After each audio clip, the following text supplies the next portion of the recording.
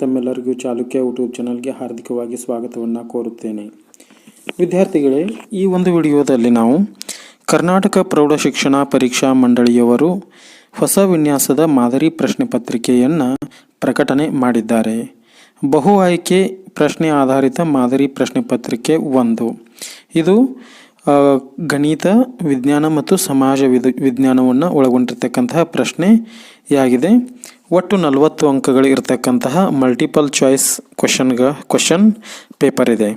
ವಿದ್ಯಾರ್ಥಿಗಳೇ, ಈ ಒಂದು ವಿಡಿಯೋದಲ್ಲಿ ನಾವು ಈ ಪ್ರಶ್ನೆ ಪತ್ರಿಕೆಯ ಪರಿಚಯದ ಜೊತೆಗೆ ಮಾದರಿ ಉತ್ತರಗಳನ್ನು ಹೇಗೆ ಬರೆಯುವುದು, ಹೇಗೆ ಗುರುತಿಸುವುದು ಅನ್ನೋದನ್ನು ನೋಡೋಣ. ಬನ್ನಿ ವಿದ್ಯಾರ್ಥಿಗಳೇ, ಈಗ 1ನೇ ಪ್ರಶ್ನೆಯನ್ನು ನೋಡೋಣ. 1ನೇ ಪ್ರಶ್ನೆ ಏನಿದೆಪ್ಪ ಅಂತಂದ್ರೆ 3x + 2ky = 2 ಮತ್ತು 2x + 5y + 1 = 0 ಈ ಜೋಡಿ ಸಮೀಕರಣಗಳು ಪರಸ್ಪರ ಸಮಾಂತರವಾಗಿದ್ದರೆ ಕೆಯ ಬೆಲೆ option A 15.4, option B 3.2, option C 5, option D 4.15 ಅಂತಂದು ಹೇಳಿದೆ. ಇಲ್ಲಿ ಕಂಡೀಷನನ್ನು ಕೊಟ್ಟಿದ್ದಾರೆ ನೋಡ್ರಿ. ಏನಪ್ಪ ಅಂತಂದ್ರೆ ಪರಸ್ಪರ ಸಮಾಂತರ ಅಂತಂದು ಹೇಳಿ ಕೊಡ್ತಾರೆ. ಪರಸ್ಪರ ಸಮಾಂತರ ಯಾವಾಗಿರ್ತದಪ್ಪ ಅಂದ್ರೆ ಕಂಡೀಷನ್ ನಮಗೆ ಗೊತ್ತಿರಬೇಕು. A1 ಅನುಪಾತ A2 = B1 ಅನುಪಾತ B2 ಇದ್ದಾಗ, ಆಮೇಲೆ is not equal to C1 ಅನುಪಾತ C2 ಅಂತಂದು ಹೇಳಿರ್ತದೆ. ಸರಿ, ಇದನ್ನು ನಾವು ಇಟ್ಕೊಂಡು ಲೆಕ್ಕವನ್ನು ಮಾಡೋಣ. ಈಗ A1 ಅನುಪಾತ A2 ಅಂತಂದರೆ ಏನು ಬರ್ತದಪ್ಪ ಅಂತಂದ್ರೆ 3/2 ಅಂತಂದು ಹೇಳಿ ತೆಗೆದುಕೊಳ್ತೀವಿ. = B1 ಅನುಪಾತ B2 ಅಂತಂದ್ರೆ 2k / B2 ಅಂತಂದ್ರೆ 5 ಅಂತಂದು ಹೇಳಿ ಆಗ್ತದೆ. ಮುಂದಿನ ಹಂತದಲ್ಲಿ ನಾವು ಏನು ಬರಿತೀವಪ್ಪ ಅಂತಂದ್ರೆ 3 × 5 / 2 × 2 = k ಅಂತಂದು ಹೇಳಿ ಬರಿತೀವಿ. ಸರಿ, ಇದರ ಉತ್ತರ ಏನಾಗಿರ್ತದಪ್ಪ? 3 × 5 = 15. k = 15 / 4. ಹಾಗಾದರೆ ಈ ಒಂದು ಪ್ರಶ್ನೆಗೆ ಇರ್ತಕ್ಕಂಥ ಉತ್ತರ ಯಾವುದು ಅಂತಂದ್ರೆ ಇದು ಉತ್ತರ ಆಗಿರ್ತದೆ ಆಪ್ಷನ್ ಎ 15.4 ಅಂತಂದು ಹೇಳಿ. ಈ ಒಂದು ಪ್ರಶ್ನೆಗೆ ಮಾದರಿ ಉತ್ತರ ಯಾವುದಪ್ಪ ಅಂತಂದ್ರೆ 15.4 ಅಂತಂದು ಹೇಳಿ ಆಗಿರ್ತದೆ. 2ನೇ ಪ್ರಶ್ನೆಗೆ ಹೋಗೋಣ. 2ನೇ ಪ್ರಶ್ನೆ ಏನಿದೆ ಅಂತಂದ್ರೆ 2x - 5y + 4 = 0 ಮತ್ತು 2x + y - 8 = 0 ಈ ಜೋಡಿ ಸಮೀಕರಣಗಳು ಆಪ್ಷನ್ ಎ ನಿಖರವಾಗಿ 2 ಪರಿಹಾರವನ್ನು ಹೊಂದಿರುತ್ತದೆ, ಆಪ್ಷನ್ ಬಿ ಅಪರಿಮಿತ ಸಂಖ್ಯೆಯ ಪರಿಹಾರಗಳನ್ನು ಹೊಂದಿರುತ್ತದೆ, ಆಪ್ಷನ್ ಸಿ 1 ಪರಿಹಾರವನ್ನು ಹೊಂದಿರುತ್ತದೆ, ಆಪ್ಷನ್ ಡಿ ಪರಿಹಾರವಿರುವುದಿಲ್ಲ ಅಂತಂದು ಹೇಳಿದೆ. ಹಾಗಾದರೆ ಈ ಒಂದು ಪ್ರಶ್ನೆಗೆ ನಾವು ಉತ್ತರವನ್ನು ಕಂಡುಕೊಳ್ಬೇಕಾದ್ರಾಗ ನಾವೇನು ಮಾಡ್ತೀವಪ್ಪ ಅಂದ್ರೆ ಅನುಪಾತಗಳನ್ನು ತೆಗೆದುಕೊಳ್ಬೇಕಾಗ್ತದೆ.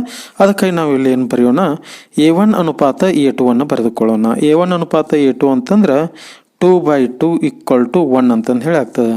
ಆಮೇಲೆ B1 ಅನುಪಾತ B2 ಅನ್ನು ತೆಗೆದುಕೊಳ್ಳೋಣ. ಇಲ್ಲಿ B1 ಅನುಪಾತ B2 ಅಂತಂದ್ರೆ ಅದು -5 / 1 ಅಂತಂದು ಹೇಳಿ ಆಗ್ತದೆ. ಆಮೇಲೆ C1 ಅನುಪಾತ C2 ಅನ್ನು ಬರೆದುಕೊಳ್ಳೋಣ. C1 ಅನುಪಾತ C2 ಎಷ್ಟಿದೆ? 4/-8 = 1/-2 ಅಂತಂದು ಹೇಳಾಗ್ತದೆ. ಇಲ್ಲಿ ಇರ್ತಕ್ಕಂಥ ಬೆಲೆಗಳು ನೋಡ್ರಿ, ಇದು 1 ಬಂತು. A1 ಅನುಪಾತ A2 ಅಂದ್ರೆ 1 ಆಯಿತು. B1 ಅನುಪಾತ B2 ಅಂತಂದ್ರೆ -5/1, C1 ಅನುಪಾತ C2 ಅಂತಂದ್ರೆ 1/-2 ಅಂತಂದು ಹೇಳಾಯ್ತು. ಇಲ್ಲಿ ಬಂದಿರತಕ್ಕಂಥ ಎಲ್ಲ ಬೆಲೆಗಳು ಬೇರೆ ಬೇರೆ ಆಗಿರುವುದರಿಂದ ಇಲ್ಲಿ A1 ಅನುಪಾತ A2 ಮತ್ತು B1 ಅನುಪಾತ B2ಗೆ ಹೋಲಿಕೆಯನ್ನು ಮಾಡಿದಾಗ ಅಲ್ಲಿ ನಾವು ಈ ರೀತಿಯಾಗಿ ಬರೀತೀವಿ. A1 ಅನುಪಾತ A2 is not equal to B1 ಅನುಪಾತ B2 ಅಂತಂದು ಹೇಳಿ. ಈ ಕಂಡೀಷನ್ ಇದ್ದಾಗ ಅಲ್ಲಿ ಇರ್ತಕ್ಕಂತಹ ಉತ್ತರ ಯಾವುದಾಗ್ತದಪ್ಪ ಅಂತಂದ್ರೆ 3ನೇ ಆಪ್ಷನ್ ಆಗ್ತದೆ ನೋಡ್ರಿ. ಈ 3ನೇ ಆಪ್ಷನ್ ಏನಪ್ಪಾ ಅಂದ್ರೆ 1 ಪರಿಹಾರವನ್ನು ಹೊಂದಿರುತ್ತದೆ ಅಂತಂದು ಹೇಳಿ ಉತ್ತರ ಇದು. 3ನೇ ಪ್ರಶ್ನೆ, x + yಗಳ ಯಾವ ಬೆಲೆಗೆ 2x - 3y = 12 ಸಮೀಕರಣವು ಸರಿ ಹೊಂದುತ್ತದೆ ಅಂತಂದು ಹೇಳಿ. ಇಲ್ಲಿ ಆಪ್ಷನ್ಗಳನ್ನು ಕೊಟ್ಟಿದ್ದಾರೆ, x ಬೆಲೆಯನ್ನು ಕೊಟ್ಟಿದ್ದಾರೆ, y ಬೆಲೆಗಳನ್ನು ಕೊಟ್ಟಿದ್ದಾರೆ. ನಾವೇನು ಮಾಡೋಣ, ಈ LHSದಲ್ಲಿ x ಮತ್ತು y ಬೆಲೆಗಳನ್ನು ಬರೆದುಕೊಳ್ಳೋಣ. x ಬೆಲೆ ಆಪ್ಷನ್ ಎದಲ್ಲಿ 0 ಅದ, y = -3 ಇದೆ. ಅದಕ್ಕಾಗಿ 2 × 0 ಮೈನಸ್ 3 ಇಂಟು ಮೈನಸ್ 3 ಅಂತಂದರೆ ಇದು 0 ಆಯಿತು, ಇದು ಪ್ಲಸ್ 9 ಆಯಿತು, ಇದು 0 ಪ್ಲಸ್ 9 ಈ 12ಕ್ಕೆ ಸಮ ಆಗುವುದಿಲ್ಲ. ಹಾಗಾದ್ರೆ ಆಪ್ಷನ್ ಎ ಉತ್ತರ ಅಲ್ಲ ಅಂದಂಗೆ ಆಯಿತು. ಎರಡನೇದು ನೋಡೋಣ, ಎರಡನೇದು ಚೆಕ್ ಮಾಡಿ ನೋಡೋಣ. 2 ಮತ್ತು 3 ಇದೆ. 2 ಇಂಟು 2 ಮೈನಸ್ 3 ಇಂಟು 3 ಅಂದರೆ 2 2 4, 3 3 9. 4 ಮೈನಸ್ 9 ಅಂತಂದ್ರೆ ಮೈನಸ್ 5 ಅಂತಂದು ಹೇಳಿ ಆಗ್ತದೆ. ಅದು 12ಕ್ಕೆ ಸರಿ ಹೊಂದುವುದಿಲ್ಲ. ಇದು ಕೂಡ ಅಲ್ಲಂದಂಗೆ ಆಯ್ತು ಆನ್ಸರ್. ಆಮೇಲೆ ಆಪ್ಷನ್ ಸಿ ನೋಡೋಣ. 2 ಇಂಟು 3, ಎಕ್ಸ್ ಬೆಲೆ 3 ಇದೆ, ಆಮೇಲೆ ವಾಯ್ ಬೆಲೆ ಮೈನಸ್ 2 ಇದೆ. 3 ಇಂಟು ಮೈನಸ್ 2, 3 2 6, ಆಮೇಲೆ minus 2 into minus 3 into minus 2 ಅಂದರೆ ಪ್ಲಸ್ 6 ಈಕ್ವಲ್ ಟು 12.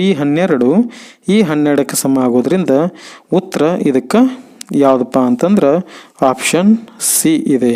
ಈ ಆಪ್ಷನ್ ಸಿನೇ ಉತ್ತರ ಆಗಿರ್ತದೆ. ಓಕೆ ಸರಿ, ಇದನ್ನು ಕೂಡ ಚೆಕ್ ಮಾಡಿದಾಗ ಇದರ ಉತ್ತರನೂ ಸಹಿತ ತಪ್ಪಾಗಿ ಬರ್ತದೆ. ಅದು ಈ ಒಂದು LHS RHSಗೆ ಸಮ ಆಗುವುದಿಲ್ಲ.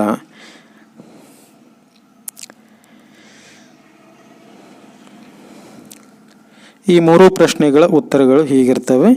ಇವುಗಳನ್ನು ಸ್ವಲ್ಪ ನೀವು ಪರಿಶೀಲಿಸಿಕೊಳ್ಳಿ. 4ನೇ ಪ್ರಶ್ನೆಗೆ ಹೋಗೋಣ. ರೇಖಾತ್ಮಕ ಸಮೀಕರಣಗಳ ಜೋಡಿಗೆ ಸಂಬಂಧಪಟ್ಟಂತೆ ಈ ಕೆಳಗಿನ ಹೇಳಿಕೆಗಳಲ್ಲಿ ತಪ್ಪಾಗಿರುವ ಹೇಳಿಕೆಯನ್ನು ಗುರುತಿಸಿ ಅಂತಂದು ಹೇಳಿ. ರೇಖೆಗಳು ಸಮಾಂತರವಾಗಿದ್ದರೆ ಪರಿಹಾರ ಇರುವುದಿಲ್ಲ. ಇಲ್ಲಿ ಹೇಳಿದ್ದಾರೆ ನೋಡಿ, ಕಂಡೀಷನ್ ತಪ್ಪಾಗಿರುವ ಹೇಳಿಕೆ ಅಂದಾರ. ಈ ಹೇಳಿಕೆ ಸರಿಯದ. ರೇಖೆಗಳ ಸಮಾಂತರವಾಗಿದ್ದರೆ ಪರಿಹಾರ ಇರುವುದಿಲ್ಲ, ಸರಿಯದ. ರೇಖೆಗಳು ಪರಸ್ಪರ ಲಂಬವಾಗಿದ್ದರೆ ಪರಿಹಾರ ಇರುವುದಿಲ್ಲ. ಈ ಕಂಡೀಷನ್ನ ಇಲ್ಲಿ ಯಾವುದಪ್ಪ ಅಂತಂದ್ರೆ ಈ ಕಂಡೀಷನ್ವೇ ಇರೋದಿಲ್ಲ. ಅದಕ್ಕಾಗಿ ಉತ್ತರ ಇದೇ ಬಿ ಆಗಿರ್ತದೆ. ಆದರೂ ಕೂಡ ಮುಂದಿನ ಪ್ರಶ್ನೆಗಳನ್ನು ಚೆಕ್ ಮಾಡಿ ನೋಡೋಣ. ಆಪ್ಷನ್ ಸಿ, ರೇಖೆಗಳು ಪರಸ್ಪರ ಐಕ್ಯಗೊಂಡರೆ ಅಪರಿಮಿತ ಪರಿಹಾರಗಳನ್ನು ಹೊಂದಿರುತ್ತದೆ. ಹೌದಾ, ಇದು ಕೂಡ ಸರಿಯಾಗಿದೆ. ಆಮೇಲೆ ಆಪ್ಷನ್ ಡಿ, ರೇಖೆಗಳು ಪರಸ್ಪರ ಛೇದಿಸಿದರೆ ಒಂದು ಪರಿಹಾರವಿರುತ್ತದೆ. ಇದು ಕೂಡ ಕಂಡೀಷನ್ ಸರಿಯಾಗಿದೆ. ಹಾಗಾದರೆ ತಪ್ಪಾಗಿರುವಂತಹ ಹೇಳಿಕೆ ಯಾವುದು ಅಂತಂದ್ರೆ ಇದಕ್ಕೆ ಸರಿಯಾದಂಥ ಉತ್ತರ ಆಪ್ಷನ್ ಬಿ ಆಗಿರ್ತದೆ. ಆಪ್ಷನ್ ಬಿ, ಇದನ್ನು ನಾವು ಏನು ಮಾಡಬೇಕು, ಉತ್ತರವನ್ನು ನಮೂದಿಸಬೇಕಾಗ್ತದೆ.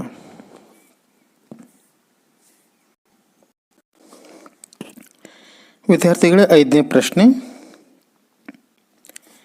-3 -1 1 3 ಈ ಸಮಾಂತರ ಶ್ರೇಣಿಯ 10ನೆಯ ಪದ ಅಂತಂದೇಳಿ ಹೇಳ್ತಾರೆ. ಸರಿ, 10ನೇ ಪದ ಕಂಡುಹಿಡಿಯಲಿಕ್ಕೆ ಇರ್ತಕ್ಕಂಥದ್ದು ಏನಪ್ಪ ಅಂತಂದ್ರೆ ಎ ಬೆಲೆ an = a plus in the bracket n - 1 into D ಅಂತಂದು ಹೇಳಿ. ನಾವು ಇಲ್ಲಿ ಲೆಕ್ಕವನ್ನು ಸಾಂಪ್ರದಾಯಿಕವಾಗಿ ಮಾಡುವಂತಹ ಅವಶ್ಯಕತೆ ಇಲ್ಲ. ಇವುಗಳು ಎಲ್ಲವೂ ನಮಗೆ ಸೂತ್ರಗಳು ಗುರ್ತಿರಬೇಕು. ನೇರವಾಗಿ ನಾವು ಬೆಲೆಗಳನ್ನು ತುಂಬ್ತಾ ಹೋಗಬೇಕು. ಎಯ ಬೆಲೆ ಏನಪ್ಪ ಅಂತಂದ್ರೆ 3, ಆಮೇಲೆ ಪ್ಲಸ್ n - 1. n ಅಂತಂದ್ರೆ 10 ಇದೆ, ಹೌದಾ. ಈ 10ನ್ನು n - 1 ಅಂತಂದ್ರೆ 10 - 1 ಅಂದ್ರೆ 9 ಆಗ್ತದೆ. ಆಮೇಲೆ ಡಿ ಎಷ್ಟದ ನೋಡ್ರಿ, ಡಿ ಅನ್ನು ಕಂಡು ಹಿಡಿಯೋದು. ಡಿ ಅಂದರೆ a2 - a1. a2 ಅಂತಂದ್ರೆ ಎಷ್ಟಪ್ಪ, -1 ಐತಿ. -a1 ಅಂತಂದ್ರೆ ಏನಪ್ಪ, -3 ಅಂದ್ರೆ -1 + 3 = 2 ಅಂತಂದು ಹೇಳಿ ಆಗ್ತದೆ. ಆಮೇಲೆ -3 ಪ್ಲಸ್ 9 2 18, -3 + 18 ಅಂತಂದ್ರೆ ಉತ್ತರ 15 ಬರ್ತದೆ. ಹಾಗಾದರೆ ಇದಕ್ಕೆ ಸರಿಯಾದಂತಹ ಉತ್ತರ ಯಾವುದಪ್ಪ ಅಂತಂದ್ರೆ ಆಪ್ಷನ್ ಡಿ 15 ಅಂತಂದು ಹೇಳಿ ಆಗ್ತದೆ. ಇದೇ ನಮಗೆ ಬಂದಿರತಕ್ಕಂಥ ಸರಿಯಾದ ಉತ್ತರ. 6ನೇ ಪ್ರಶ್ನೆ. ಒಂದು ಸಮಾಂತರ ಶ್ರೇಣಿಯ n-ನೆಯ ಪದ an = 7 - 4n ಆದರೆ ಶ್ರೇಣಿಯಲ್ಲಿನ ಸಾಮಾನ್ಯ ವ್ಯತ್ಯಾಸವನ್ನು ಕಂಡುಹಿಡಿಯಿರಿ ಅಂತಂದು ಹೇಳಿ. ಸಾಮಾನ್ಯ ವ್ಯತ್ಯಾಸ ಕಂಡುಹಿಡಿಬೇಕಾದಾಗ ನಮಗೆ ಮೊದಲ ಪದ ಮತ್ತು ಎರಡನೇ ಪದ ಗೊತ್ತಿದ್ರೆ ಸಾಕು, ಸಾಮಾನ್ಯ ವ್ಯತ್ಯಾಸ ಕಂಡುಹಿಡಿಲಿಕ್ಕೆ ಬರ್ತದೆ. ಅದಕ್ಕಾಗಿ ಮೊದಲ ಪದ ಕಂಡುಹಿಡಿಲಿಕ್ಕೆ a1 = 7 - 4 ಇಂಟು 1 ಅಂತಂದ್ರೆ 7 - 4 ಇಂಟು 1 ಅಂತಂದ್ರೆ 4 = ಏನು, 3 ಅಂತಂದು ಹೇಳಿ ಆಗ್ತದೆ. A2 = ಏನಾಗ್ತದೆ ಹೇಳ್ರಿ 7 - 4 n ಸ್ಥಾನದಲ್ಲಿ 2 ತುಂಬಿದಾಗ 7 - 4 × 2 ಅಂತಂದ್ರೆ 8 ಆಗ್ತದೆ. -8 ಅಂತಂದ್ರೆ -1 ಆಯಿತು. ಹಾಗಾದರೆ ಡಿ ಅನ್ನು ಕಂಡುಹಿಡಿಬೇಕಾದ್ರೆ A2 - A1 = A2 ಅಂತಂದ್ರೆ -1, A1 ಅಂತಂದ್ರೆ 3 ಅದ, -3 = -4 ಅಂತಂದು ಹೇಳಾಗ್ತದೆ. ಹಾಗಾದ್ರೆ ಸರಿಯಾದಂಥ ಉತ್ತರ ಯಾವುದಪ್ಪ ಅಂತಂದ್ರೆ ಆಪ್ಷನ್ ಬಿ ಅದ ನೋಡ್ರಿ. ಈ ಆಪ್ಷನ್ ಬಿ -4 ಅಂತಂದು ಹೇಳಿ. 7ನೇ ಪ್ರಶ್ನೆ ನೋಡೋಣ. 4 A B 28 ಪದಗಳು ಸಮಾಂತರ ಶ್ರೇಣಿಯಲ್ಲಿದ್ದರೆ ಬಿಯ ಬೆಲೆ ಎಷ್ಟು ಅಂತಂದು ಹೇಳ್ತಾರೆ. ಹೌದಾ? ಈ ಬಿ ಬೆಲೆ ಕಂಡು ಹಿಡಿಬೇಕಾದಾಗ ನಾವೇನು ಮಾಡೋಣ, ಮೊದಲಿಗೆ ಇದು ಮೊದಲ ಪದ ಎ ಅದ, 4ನೇ ಪದ 28 ಅದ. ಹಾಗಾದರೆ ನಾವು ಡಿ ಅನ್ನು ಕಂಡು ಹಿಡ್ಕೊಳ್ಳೋಣ ಮೊದಲಿಗೆ. ಹೌದಾ? ಡಿ ಅನ್ನು ಕಂಡು ಹಿಡಿದ್ವಿ ಅಂತಂದ್ರೆ ನಾವು ಬಿ ಅನ್ನು ಗುರುತಿಸಲಿಕ್ಕೆ ಬಹಳ ಈಸಿ ಆಗ್ತದೆ. ಅದಕ್ಕಾಗಿ ಆ ಸೂತ್ರವನ್ನು ಬಳಕೆ ಮಾಡ್ಕೊಳ್ಳೋಣ. AN = A + n - 1 × D. AN ಬೆಲೆ ಏನಪ್ಪ ಅಂತಂದ್ರೆ 28 ತೆಗೆದುಕೊಳ್ಳೋಣ. ಎಯ ಬೆಲೆ 4 ತೆಗೆದುಕೊಳ್ಳೋಣ. 28 ಎಷ್ಟನೇ ಪದ ಇದೆ? 4ನೇ ಪದ ಇದೆ. 4 - 1 n - 1 ಅಂತಂದ್ರೆ 4 - 1 ಅಂತಂದ್ರೆ 3. ನಮ್ಗೆ ಡಿ ಬೇಕಾಗಿದೆ, ಹಾಗೆ ಇರಲಿ. ಹೌದಾ? 28 - 4 = 3D. ಹಾಗಾದ್ರೆ 28 - 4 ಅಂತಂದ್ರೆ ಅದು 24 = 3D ಆಗ್ತದೆ. ಹಾಗಾದ್ರೆ ಡಿ = ಎಷ್ಟು ಬರ್ತದೆ ಹೇಳ್ರಿ ಉತ್ತರ? 8 ಅಂತಂದು ಹೇಳಿ ಆಗ್ತದೆ. ಹೌದಾ? ಈ 8 ಆಯ್ತು ಅಂತಂದ್ರೆ ಮೊದಲನೇ ಪದ ನೋಡ್ರಿ 4 ಅದ. ಹೌದಾ? ಮೊದಲನೇ ಪದ 4, ಮೊದಲ ಪದ 4, ಎರಡನೇ ಪದ 4 + 8 ಅಂದರೆ 12 ಆಯಿತು. ಮೂರನೇ ಪದ ಏನು ಹೇಳ್ರಿ? 12 + 8 = ಎಷ್ಟಾಗ್ತದೆ ಹೇಳ್ರಿ? 20. ಅದಕ್ಕಾಗಿ ಇದಕ್ಕಿರ್ತಕ್ಕಂಥ ಉತ್ತರ ಏನಪ್ಪ ಅಂದ್ರೆ 20. ಆ ಆಪ್ಷನ್ ಯಾವುದಿದೆ ಅಂತಕ್ಕಂಥದ್ದು ಆಪ್ಷನ್ ಇಲ್ಲಿ ಎ ಇದೆ ನೋಡ್ರಿ. ಆಪ್ಷನ್ ಎ, ಅದು A = 20 ಅಂತಂದು ಹೇಳಿ. 8ನೇ ಪ್ರಶ್ನೆ. 2 ಸಮಾಂತರ ಶ್ರೇಣಿಗಳ ಸಾಮಾನ್ಯ ವ್ಯತ್ಯಾಸವು ಸಮನಾಗಿದೆ. 2 ಸಮಾಂತರ ಶ್ರೇಣಿಗಳ ಸಾಮಾನ್ಯ ವ್ಯತ್ಯಾಸವು ಸಮನಾಗಿದೆ. ಮೊದಲನೇ ಶ್ರೇಣಿಯ ಮೊದಲ ಪದವು 5, ಎರಡನೇ ಶ್ರೇಣಿಯ ಮೊದಲನೇ ಪದವು 8 ಆಗಿದ್ದರೆ ಆ ಶ್ರೇಣಿಗಳ ಮೂರನೇ ಪದಗಳ ವ್ಯತ್ಯಾಸ ಕಂಡುಹಿಡಿಯಿರಿ ಅಂತಂದು ಹೇಳ್ತಾರೆ. ಇಲ್ಲಿ ನಾವು ಈ ಲೆಕ್ಕವನ್ನು ಹೇಗೆ ಮಾಡೋಣ? ಮೊದಲ ಪದ ಅಂತಂದ್ರೆ ಮೊದಲ ಸಮಾಂತರ ಶ್ರೇಣಿಯನ್ನು ನಾವು ಏನು ತೆಗೆದುಕೊಳ್ತೀನಿ ಅಂತಂದ್ರೆ A = ಆ ಸಮಾಂತರ ಶ್ರೇಣಿಯ ಮೊದಲ ಪದ 5. ಆಮೇಲೆ ಇನ್ನೊಂದು ಸಮಾಂತರ ಶ್ರೇಣಿಯ ಮೊದಲ ಪದವನ್ನು A = 8 ಅಂತಂದು ಹೇಳಿ ತೆಗೆದುಕೊಳ್ತೀನಿ. ಅವರು ಮೂರನೇ ಪದ ಅಂತಂದೇಳಿ ಹೇಳ್ತಾರೆ. ಹೌದಾ? ಮೂರನೇ ಪದಗಳ ನಡುವಿನ ವ್ಯತ್ಯಾಸ ಅಂತಂದೇಳಿ ಹೇಳಿದಾಗ ನಾ ಹೀಗೆ ಬರಿತೀನಿ. A3 - A3 = A + n - 1 × D ಅಂತಂದು ಹೇಳಿ. ಎ ಅಂತಂದ್ರೆ ಏನಪ್ಪ? ಈ ದೊಡ್ಡ ಇದ್ರದ್ದು ಎ ಅಂತಂದ್ರೆ 8 ಪ್ಲಸ್ n - 1 ಅಂತಂದ್ರೆ 3 - 1 ಅಂತಂದ್ರೆ 2 × D ಮೈನಸ್, ಆಮೇಲೆ ಮೈನಸ್ ಈ A3 ಅಂತಂದು ಹೇಳಿ. A3 ಅಂತಂದ್ರೆ ಏನಪ್ಪ? 5 + 2D ಅಂತಂದು ಹೇಳಿ ಆಗ್ತದೆ. ಇದನ್ನು ನಾವು ಒಟ್ಟಾರೆ ಬ್ರ್ಯಾಕೆಟನ್ನು ಹಾಕ್ತೀವಿ. = 8 + 2D - 5 ಆಮೇಲೆ -2D. ಇದು -2D + 2D ಕ್ಯಾನ್ಸಲ್ ಆಗ್ತದೆ. 8 - 5 ಅಂತಂದ್ರೆ ಏನಾಗ್ತದೆ? 3 ಅಂತಂದು ಹೇಳಿ ಬರ್ತದೆ. ಹಾಗಾದರೆ ಇದಕ್ಕಿರ್ತಕ್ಕಂಥ ಉತ್ತರ ಯಾವುದಪ್ಪ ಅಂತಂದ್ರೆ ಅದು ಆಪ್ಷನ್ ಬಿ ಇದೆ, ಅದು 3 ಅಂತಂದು ಹೇಳಿ. ಸರಿಯಾದ ಉತ್ತರ ಆಪ್ಷನ್ ಬಿ. ಇದೇ ಈ ಪ್ರಶ್ನೆಗೆ ಇರ್ತಕ್ಕಂಥ ಉತ್ತರಗಳು 4, 5, 6, 7 ಪ್ರಶ್ನೆಗಳಿಗೆ ಉತ್ತರಗಳು ಇದ್ದಾವೆ ಈ ರೀತಿಯಾಗಿ. 9ನೇ ಪ್ರಶ್ನೆ. ಒಂದು ಸಮಾಂತರ ಶ್ರೇಣಿಯ ಮೊದಲ n ಪದಗಳ ಮೊತ್ತದ ಸೂತ್ರ Sn = 3n² + n ಆದರೆ ಆ ಶ್ರೇಣಿಯ ಮೂರನೆಯ ಪದ ಕಂಡುಹಿಡಿಯಿರಿ ಅಂತಂದು ಹೇಳಿ. ಇಲ್ಲಿ ಮೂರನೇ ಪದ ಕಂಡುಹಿಡಿಬೇಕಾದಾಗ ಇವುಗಳನ್ನು ಕಂಡುಹಿಡಿದ್ರೆ ಮೊತ್ತ ಸಿಗ್ತದೆ ನಮಗೆ. ಮೊತ್ತ ಅಂತಂದ್ರೆ ಏನಪ್ಪ? S1 ಅಂತಂದ್ರೆ ಅದು ಏನಾಗಿರ್ತದೆ? ಮೊದಲ ಪದ S1 ಅಂತಂದ್ರೆ 3 1² ಪ್ಲಸ್ 1 ಈಕ್ವಲ್ ಟು 3 1 ಸ್ಕ್ವೇರ್ ಅಂತಂದ್ರೆ ಏನಪ್ಪ 1ರ ವರ್ಗ 1, ಆಮೇಲೆ 1 ಇಂಟು 3 ಅಂದ್ರೆ 3, 3 1 4 ಆಗ್ತದೆ. ಆಮೇಲೆ ಎಷ್ಟು is equal to 3 in the bracket 2 square plus 2. ಇಲ್ಲಿ ನೋಡ್ರಿ 2ರ ವರ್ಗ 4, 4 3 12, 12 ಮತ್ತು 2 14 ಆಗ್ತದೆ. ಹಾಗೆ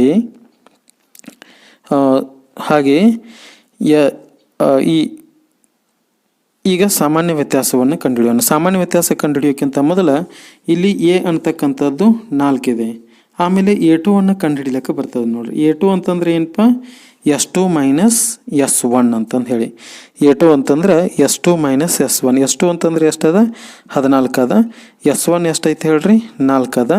ಆಮೇಲೆ ಎಷ್ಟು ಬರ್ತದಪ್ಪ ಅಂದ್ರೆ A2 ಅಂತಂದ್ರೆ 10 ಆಯಿತು.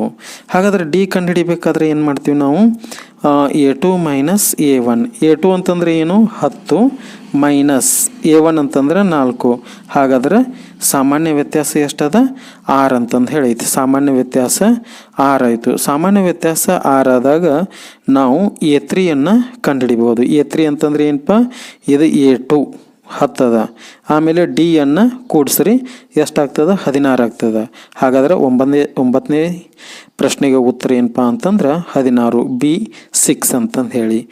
ನೋಡಿ ವಿದ್ಯಾರ್ಥಿಗಳು, ಈ ರೀತಿಯಾಗಿ ಮಲ್ಟಿಪಲ್ ಚಾಯ್ಸ್ಗಳನ್ನು ನಾವು ಅಟೆಂಪ್ಟ್ ಮಾಡಬೇಕಾದಾಗ ಎಷ್ಟು ಸಾಧ್ಯವೋ ಅಷ್ಟು ಕಡಿಮೆ ಹಂತಗಳಲ್ಲಿ ಲೆಕ್ಕಗಳನ್ನು ಬಿಡಿಸುವುದನ್ನು ರೂಢಿಸ್ಕೊಳ್ಬೇಕು. ಯಾಕೆಂತಂದ್ರೆ ಒಂದು ಪ್ರಶ್ನೆಯನ್ನು ಬಿಡಿಸ್ಲಿಕ್ಕೆ ಇರ್ತಕ್ಕಂತಹ ಸಮಯ 1-2 ನಿಮಿಷಗಳಿಗಿಂತನೂ ಕಡಿಮೆ ಅದ. ಅಂದ್ರೆ 1.5 ನಿಮಿಷ ನಮಗೆ ಸಿಗ್ತದ. ಅದಕ್ಕಾಗಿ ಎಷ್ಟು ಸಾಧ್ಯವೋ ಅಷ್ಟು ಕಡಿಮೆ ಸಮಯದಲ್ಲಿ ಬಿಡಿಸುವುದನ್ನು ರೂಢಿ ಮಾಡಿಕೊಳ್ಬೇಕು. ಅದಕ್ಕಾಗಿ ಇಂತಹ ಟ್ರಿಕ್ಗಳನ್ನು ನಾನು ನಿಮಗೆ ಹೇಳಿಕೊಡ್ತಾ ಇದ್ದೀನಿ. 10ನೇ ಪ್ರಶ್ನೆ, 3x square minus 3 in the bracket 2x minus 4 equal to 0. ಈ ವರ್ಗ ಸಮೀಕರಣವನ್ನು ಆದರ್ಶ ರೂಪ AX square plus BX plus C equal to 0ಗೆ ತಂದಾಗ ದೊರಕುವ ಸ್ಥಿರಾಂಕ ಅಂತಂದು ಹೇಳಿ. ಇಲ್ಲಿ 3x ಸ್ಕ್ವೇರ್ ಐತಿ, ಹಾಗೆ ಇರಲಿ. ಮೈನಸ್ 3 ಇಂಟು 2x ಅಂದ್ರೆ 6x. ಆಮೇಲೆ minus into minus plus 4 3 12 equal to 0. AX square plus BX plus C equal to 0. ಇಲ್ಲಿ ಸ್ಥಿರಾಂಕ ಯಾವುದಾಗ್ತದಪ್ಪ ಅಂತಂದ್ರೆ ಇದು ಸ್ಥಿರಾಂಕ ಆಗ್ತದೆ ನೋಡ್ರಿ. 12 C ಅನ್ನತಕ್ಕಂಥದ್ದು ಸ್ಥಿರಾಂಕ ಆಗಿರ್ತದೆ. ಅದಕ್ಕಾಗಿ ಅದರ ಬೆಲೆ ಏನಪ್ಪ ಅಂದ್ರೆ 12. ಹಾಗಾದರೆ ಇದರ ಉತ್ತರ ಏನು ಹೇಳ್ರಿ? ಇದರ ಉತ್ತರ ಇದರ ಉತ್ತರ 12.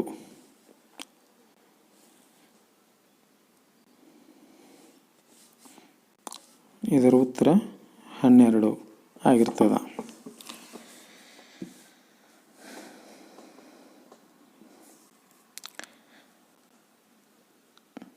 ಈ ಪ್ರಶ್ನೆಗಳನ್ನು ಈ ರೀತಿಯಾಗಿ ಬಿಡಿಸ್ಬೇಕು. ಅದು 8ನೇ ಪ್ರಶ್ನೆ, 9ನೇ ಪ್ರಶ್ನೆ, 10ನೇ ಪ್ರಶ್ನೆ. ನೆಕ್ಸ್ಟ್ 11ನೇ ಪ್ರಶ್ನೆಯನ್ನು ನೋಡೋಣ. ಇದು ವರ್ಗ ಸಮೀಕರಣಕ್ಕೆ ಸಂಬಂಧಪಟ್ಟಿರ್ತಕ್ಕಂಥದ್ದದ. ಇಲ್ಲಿ ನೋಡ್ರಿ, in the bracket 2x plus minus 3 bracket complete in another bracket x plus 5 equal to 0. ವರ್ಗ ಸಮೀಕರಣದ ಒಂದು ಮೂಲವು -5 ಆದಾಗ ಅದರ ಮತ್ತೊಂದು ಮೂಲ ಅಂತಂದು ಹೇಳ್ತಾರೆ. ಇಲ್ಲಿ ನೋಡ್ರಿ, 2x ಮೈನಸ್ 3 ಒಂದು ಬ್ರಾಕೆಟ್ನಲ್ಲದ, ಇನ್ನೊಂದು ಬ್ರಾಕೆಟ್ದಲ್ಲಿ x ಪ್ಲಸ್ 5 ಈಕ್ವಲ್ ಟು 0 ಅಂತಂದು ಹೇಳೈತಿ. ಅದಕ್ಕಾಗಿ ಇದನ್ನೇನು ಮಾಡೋಣ, 2x minus 3 equal to 0 or x plus 5 equal to 0. x is equal to -5 ಅಂತಂದು ಹೇಳಿ ಈಗಾಗಲೇ ಅವರು ಇಲ್ಲಿ ಕೊಟ್ಟು ಬಿಟ್ಟಿದ್ದಾರೆ, ಹೌದಾ?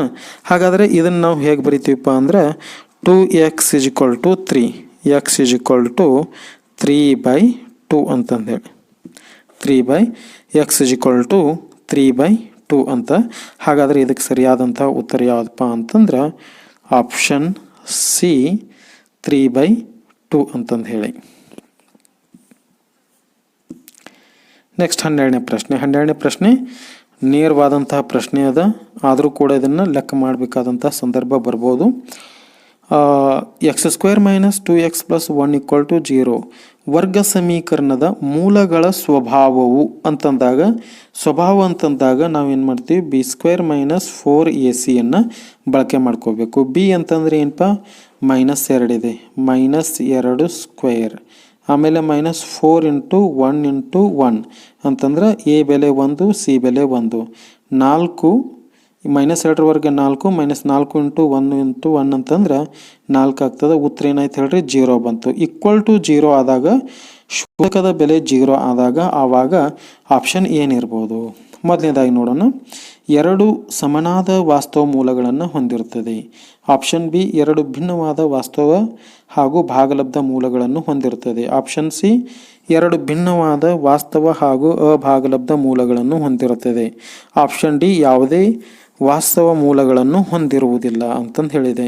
ಹಾಗಾದರೆ ಇದಕ್ಕೆ ಸರಿಯಾದಂತಹ ಉತ್ತರ ಯಾವುದಪ್ಪ ಅಂತಂದ್ರೆ =0 ಆದಾಗ ಉತ್ತರ ಯಾವುದು ಇರ್ತದೆ ಅಂತಂದ್ರೆ ಆಪ್ಷನ್ ಎ 2 ಸಮನಾದ ವಾಸ್ತವ ಮೂಲಗಳನ್ನು ಹೊಂದಿರುತ್ತದೆ ಅಂತಂದು ಹೇಳಿ.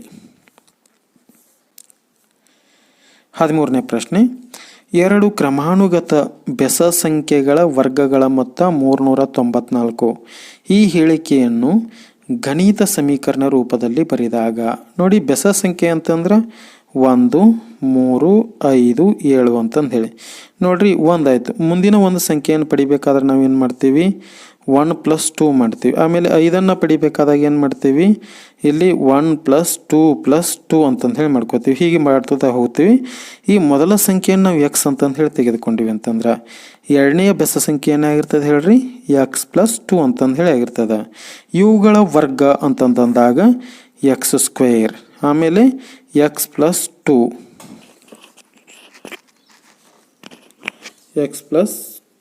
Whole square.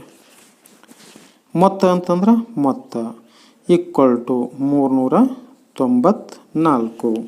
ಹಾಗಾದ್ರೆ ಇದಕ್ಕೆ ಸರಿಯಾದಂಥ ಉತ್ತರ ಯಾವುದು ಅಂತಂದ್ರೆ ಇಲ್ಲಿದೆ ನೋಡ್ರಿ, ಆಪ್ಷನ್ ಬಿ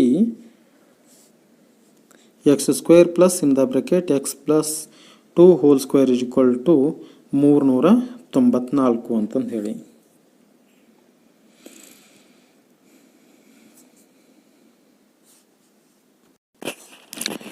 ಹದಿನಾಲ್ಕನೇ ಪ್ರಶ್ನೆ ಹೀಗಿದೆ. ಕೊಟ್ಟಿರುವ ಚಿತ್ರದಲ್ಲಿ cone B 90 degree, A B = 6 centimetre, B C = 8 centimetre, A C = 10 centimetre ಆದಾಗ ಸೈನ್ ಥೀಟಾ, ಈಗಾಗಲೇ ಥೀಟಾವನ್ನು ಕೊಟ್ಟಿದ್ದಾರೆ ನೋಡ್ರಿ, ಸೈನ್ 90 - ಥೀಟಾದ ಬೆಲೆ ಅಂತಂದೇಳಿ ಥೀಟಾವನ್ನು ಇದು ಕೊಟ್ರೆ ಇದರ ಪೂರಕ ಕೋನ ಯಾವುದಾಗ್ತದಪ್ಪ ಅಂತಂದ್ರೆ ಇದು ಈ ಕೋನ 90 - ಥೀಟಾ ಅಂತಂದು ಹೇಳಿ ಆಗ್ತದೆ. ಇದು 90 - ಥೀಟಾ ಆದಾಗ ಈ ಕೋನದ ಎದುರಿನ ಬಾಹು ಬಿ ಸಿ ಏನದಲ್ಲ ಇದು ಅಪೋಸಿಟ್ ಸೈಡ್ ಆಗ್ತದೆ, ಅಪೋಸಿಟ್ ಸೈಡು. ಆಮೇಲೆ ಇದು ಎ ಬಿ ಅಂತಕ್ಕಂಥದ್ದು ಅಡ್ಜಸೆಂಟ್ ಸೈಡ್ ಆಗ್ತದೆ. ಆವಾಗ ಸೈನ್ ಥೀಟಾ ಅಂತಂದ್ರೆ ಏನು? Opposite side divided by hypotenuse ಅಂತಂದು ಹೇಳಿ. Sine 90 - theta = opposite side B C divided by A C. B C ಅಳತೆ ಎಷ್ಟದಪ್ಪ ಅಂತಂದ್ರೆ 8 ಅದ, ಆಮೇಲೆ ಎ ಸಿ ಅಳತೆ ಎಷ್ಟದ ಅಂದ್ರೆ 10 ಅದ. ಹಾಗಾದರೆ ಇದಕ್ಕೆ ಸರಿಯಾದಂಥ ಉತ್ತರ ಯಾವುದು ಅಂದ್ರೆ 8 / 10 ಅಂತಂದ್ರೆ ಆಪ್ಷನ್ ಡಿ 8 / 10 ಅಂತಂದು ಹೇಳಿ. ಇಲ್ಲಿ 11ನೇ ಪ್ರಶ್ನೆ, 12, 13, 14 ಪ್ರಶ್ನೆಗಳಿಗೆ ಉತ್ತರಗಳಿದ್ದಾವೆ. 15ನೇ ಪ್ರಶ್ನೆಯನ್ನು ನೋಡೋಣ. ಇಲ್ಲಿ 2 sin θ = √3 ಆದಾಗ ಥೀಟಾದ ಬೆಲೆ ಅಂತಂದು ಹೇಳ್ತಾರೆ. ಹೌದಾ? ಈ ಕೊಟ್ಟಿರುವಂಥದ್ದನ್ನು ಹೀಗೆ ಬರಿತೀವಿ ನೋಡ್ರಿ, sin 2θ = √3/2 ಅಂತಂದು ಹೇಳಿ. ಇದು √3/2 ಯಾವಾಗ ಆಗ್ತದಪ್ಪ ಅಂತಂದ್ರೆ ಸೈನ್ 60 ಡಿಗ್ರಿ ಇದ್ದಾಗ ಆಗ್ತದೆ. ಆದರೆ ಇಲ್ಲಿ ಏನದ ನೋಡ್ರಿ 2θ ಅಂತಂದು ಹೇಳೈತಿ. ಅಂದ್ರೆ ಸೈನ್ ಇದು 2θ ಅಂತಂದ್ರೆ 60 ಡಿಗ್ರಿ ಆಗಬೇಕಾದ್ರೆ 2 × 30 ಆಗಬೇಕಾಗ್ತದೆ. ಹಾಗಾದರೆ ಥೀಟಾವನ್ನು ಏನಂತಂದು ಹೇಳಿ ಬರ್ಕೊಳ್ಬೇಕಾಗ್ತದೆ 30 ಡಿಗ್ರಿ ಅಂತಂದು ಹೇಳಿ. ಹಾಗಾದರೆ ಇದಕ್ಕೆ ಸರಿಯಾದಂಥ ಉತ್ತರ ಯಾವುದು? ಆಪ್ಷನ್ ಸಿ 30 ಡಿಗ್ರಿ ಅಂತಂದು ಹೇಳಿ. Option C 30 degree.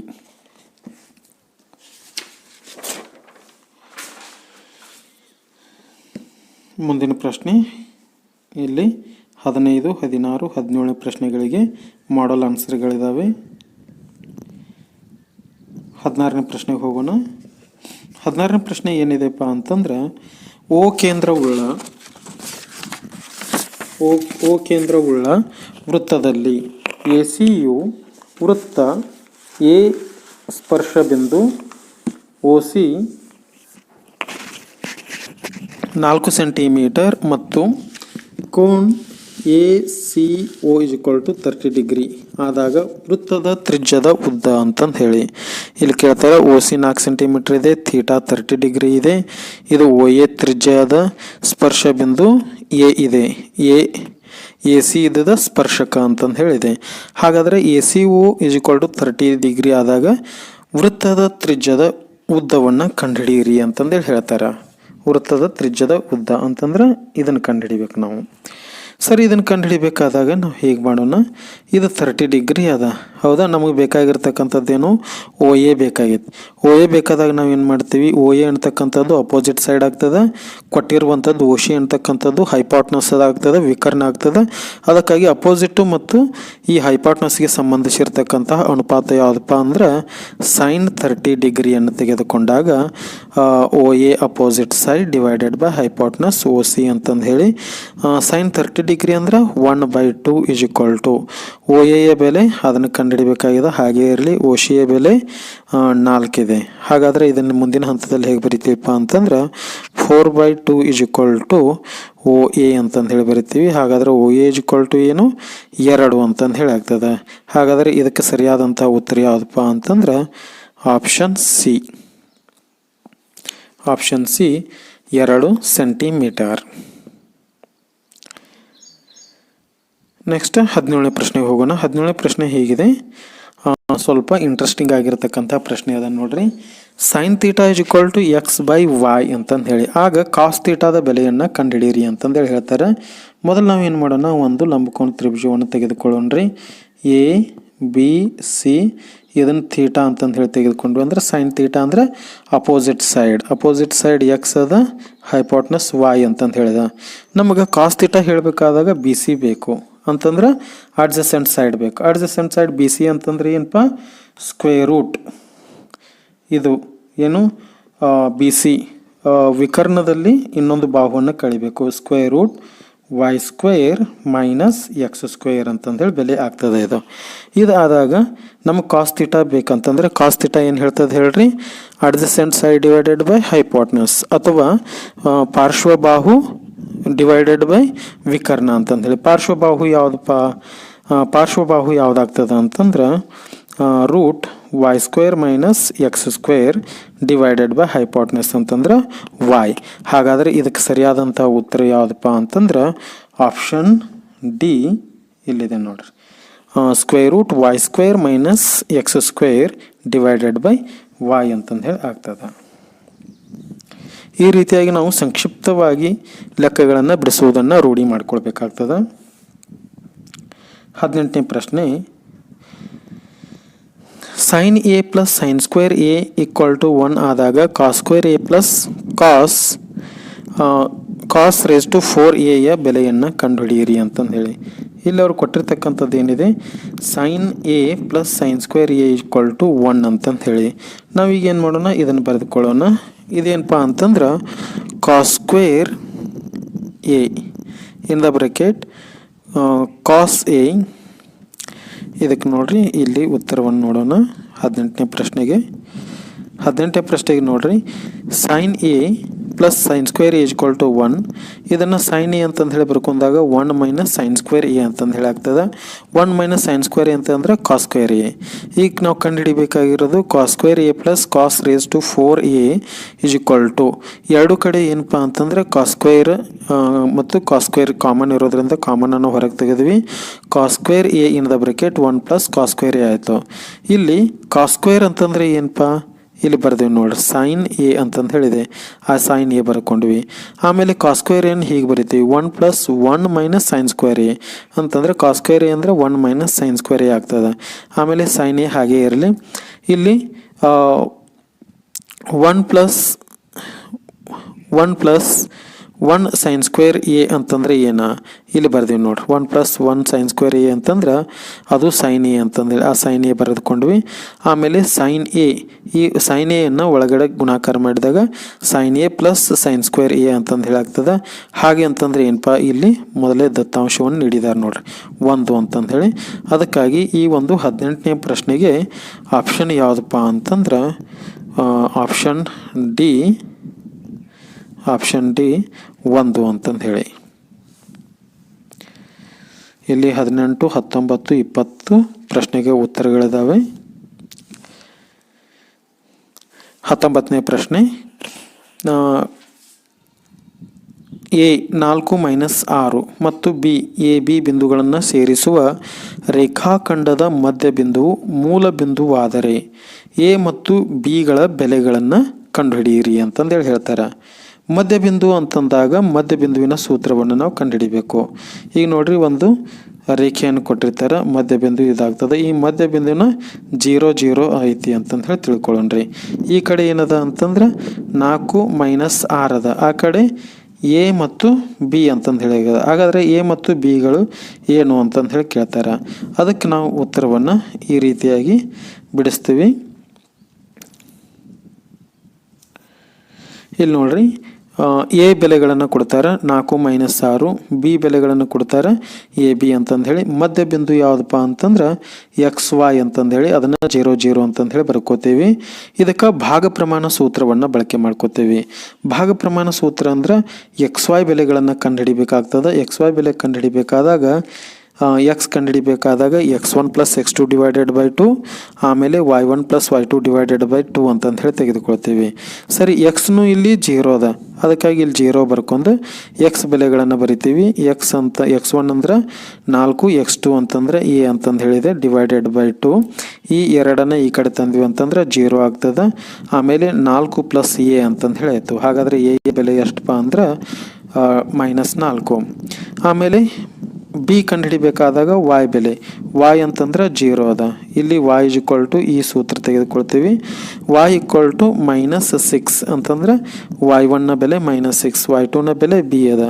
-6 + b / 2, ಈ ಎರಡನ್ನ ಈ ಕಡೆ ತಂದ್ವಿ ಅಂದ್ರೆ 0 = -6 + b. ಹಾಗಾದ್ರೆ b ಯ ಬೆಲೆ ಏನಪ್ಪ 6 ಅಂತಂದೇಳಿ. ಇಲ್ಲಿ ಇರ್ತಕ್ಕಂಥದ್ದು ಏನಪ್ಪ ಆಪ್ಷನ್ ಸಿ ಅದ ನೋಡ್ರಿ. ಆಪ್ಷನ್ ಸಿನೇ ಇದಕ್ಕೆ ಸರಿಯಾದಂತಹ ಉತ್ತರ ಆಗಿರ್ತದೆ. ಆಪ್ಷನ್ ಸಿ ಇದು. ನೆಕ್ಸ್ಟ್ 20ನೇ ಪ್ರಶ್ನೆ, ಇದು ನೇರವಾದಂತಹ ಪ್ರಶ್ನೆ ಇದೆ. ಇಲ್ಲಿ ನಾವು ಟೈಮನ್ನು ವೇಸ್ಟ್ ಮಾಡಲಿಕ್ಕೆ ಹೋಗಬಾರ್ದು. ಇಲ್ಲಿ ಸಮಯವನ್ನು ಉಳಿತಾಯ ಮಾಡಿಕೊಂಡು ಮುಂದಿನ ದೀರ್ಘವಾದ ಲೆಕ್ಕಗಳನ್ನು ಮಾಡಲಿಕ್ಕೆ ಬಳಕೆ ಮಾಡಿಕೊಳ್ಬೇಕಾಗತ್ತೆ. ಆಪ್ಷನ್ 20ನೇ ಪ್ರಶ್ನೆ, ಎ x1 y1 ಮತ್ತು ಬಿ x2 y2 ಬಿಂದುಗಳ ನಡುವಿನ ದೂರವನ್ನು ಕಂಡುಹಿಡಿಯುವಂತಹ ಸೂತ್ರ ಅಂತಂದೇಳಿ ಹೇಳ್ತಾರೆ. Option A B D = x2 - x1 whole square + y2 - y1 whole square. ಇದೇ ಸರಿಯಾದಂತಹ ಉತ್ತರ ಆಪ್ಷನ್ ಎ ಅದ. ಅದಕ್ಕಾಗಿ ಇದನ್ನು ಬರೆದ್ರೆ ಸಾಕು, ಇದಕ್ಕೆ ಉತ್ತರ. ಉಳಿದದ್ದೆಲ್ಲ ಏನದಪ್ಪ ನೋಡ್ರಿ, x1 - y1 ಅದ, ಇಲ್ಲಿ ಕೂಡ ಬೇರೆ ಅದ. ಇಲ್ಲಿ ನೋಡ್ರಿ x1 - y2 ತೊಗೊಂಡಾರ, ಇಲ್ಲಿ x2 - x1 ಸ್ಕ್ವೇರ ಮಾಡಿಲ್ಲ. ಅದಕ್ಕಾಗಿ ಸರಿಯಾದಂಥ ಉತ್ತರ ಆಪ್ಷನ್ ಎ.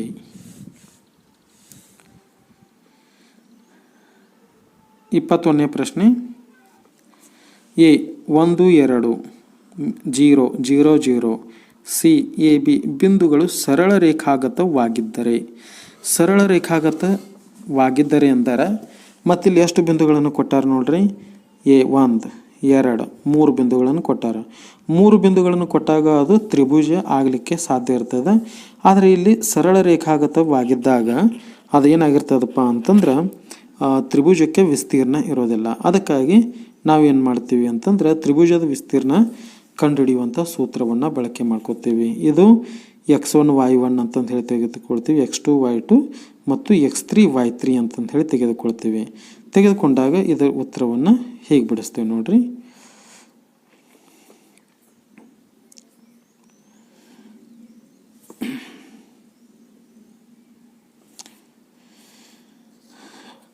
ಇಲ್ಲಿ ಬೆಲೆಗಳನ್ನು ಬರೆದುಕೊಂಡಿವಿ. ಎ ಬೆಲೆ, ಓ ಬೆಲೆ, ಸಿ ಬೆಲೆ ಬರೆದುಕೊಂಡಿವಿ. ಬಿಂದುಗಳು ಸರಳ ರೇಖಾಗತವಾದಾಗ ವಿಸ್ತೀರ್ಣ ಏನಾಗಿರ್ತದೆ 0 ಆಗಿರ್ತದೆ. ವಿಸ್ತೀರ್ಣದ ಸೂತ್ರವನ್ನು ಬರಿತೀವಿ. ಬರೆದ ಆಮೇಲೆ ಇಲ್ಲಿ ಬೆಲೆಗಳನ್ನು ತುಂಬ್ತಾ ಹೋಗ್ತೀವಿ. 1/2 x1 ಅಂತಂದ್ರೆ ಏನಪ್ಪ 1 ಬ್ರ್ಯಾಕೆಟ್ನಲ್ಲಿ y2 ಅಂತಂದ್ರೆ 0 ಮೈನಸ್ y3 ಅಂತಂದ್ರೆ -b ಪ್ಲಸ್ x2 ಅಂತಂದ್ರೆ 0 ಅದ. ಆಮೇಲೆ yಗಳನ್ನು ಗುಣಾಕಾರ ಮಾಡಿದರೆ ಉತ್ತರ 0 ಬರ್ತದೆ, ಅದಕ್ಕಾಗಿ ನೇರವಾಗಿ 0 ಬರೆದಿದ್ದೀವಿ. ಹಾಗೆ x3 ಅಂತಂದ್ರೆ a ಅದ, ಇನ್ ದ ಬ್ರ್ಯಾಕೆಟ್ y2 ಅಂದರೆ 2, ಆಮೇಲೆ y3 ಅಂತಂದ್ರೆ 0 ಅದನ್ನು ಬರೆದುಕೊಂಡ್ವಿ. ನಂತರ ಇದು 0. ಈ 1/2 ಅನ್ನು ನಾವು LHSಗೆ ತಂದಾಗ ಅದು 0 ಆಗ್ತದೆ.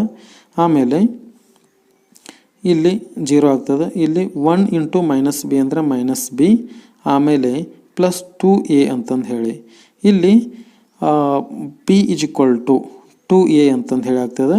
ಅದಕ್ಕಾಗಿ ಉತ್ತರ ಏನಪ್ಪ ಅಂತಂದ್ರೆ ಆಪ್ಷನ್ ಬಿ 2a ಅಂತಂದು ಹೇಳಿ.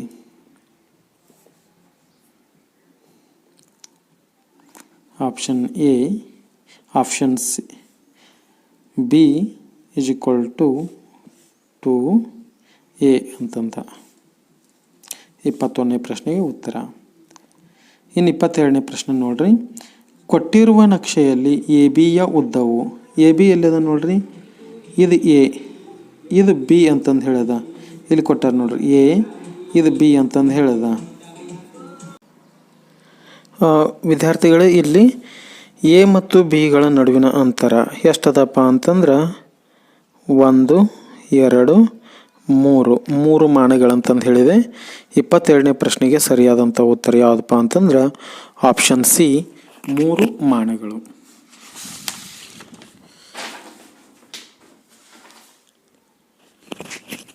23ನೇ ಪ್ರಶ್ನೆಗೆ ಹೋಗೋಣ. 23ನೇ ಪ್ರಶ್ನೆ ಏನಿದೆ ಅಂತಂದ್ರೆ, ಒಬ್ಬ ವಿದ್ಯಾರ್ಥಿಯು ಪ್ರಥಮ ಭಾಷೆಯಲ್ಲಿ 65 ಅಂಕಗಳು, ವಿಜ್ಞಾನದಲ್ಲಿ 50 ಅಂಕಗಳು, ಸಮಾಜ ವಿಜ್ಞಾನದಲ್ಲಿ 55 ಅಂಕಗಳನ್ನು, ಗಣಿತದಲ್ಲಿ ಕೆಲವು ಅಂಕಗಳನ್ನು ಪಡೆದಿರುತ್ತಾನೆ. ಸರಾಸರಿ ಅಂಕಗಳು 60 ಆದರೆ ಗಣಿತ ವಿಷಯದಲ್ಲಿ ಅವನು ಪಡೆದಿರುವ ಅಂಕಗಳು, ಗಣಿತ ವಿಷಯದಲ್ಲಿ ಪಡೆದಿರುವ ಅಂಕಗಳಂದಾಗ ನೋಡ್ರಿ, ಸರಾಸರಿ = ಒಟ್ಟು ಪ್ರಾಪ್ತಾಂಕಗಳ ಸಂಖ್ಯೆ, ಪ್ರಾಪ್ತಾಂಕಗಳ ಮೊತ್ತ 65 ಪ್ಲಸ್ 50 ಪ್ಲಸ್ 55 ಡಿವೈಡೆಡ್ ಬೈ ಒಟ್ಟು 4 ಅದಾವಪ್ಪ.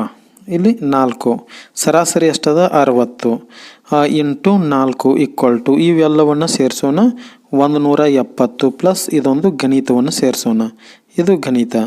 ಆಮೇಲೆ 660 ಗುಂಡ್ಲೆ 40 ಅಂತಂದ್ರೆ 240 ಮೈನಸ್ 70 = ಗಣಿತ.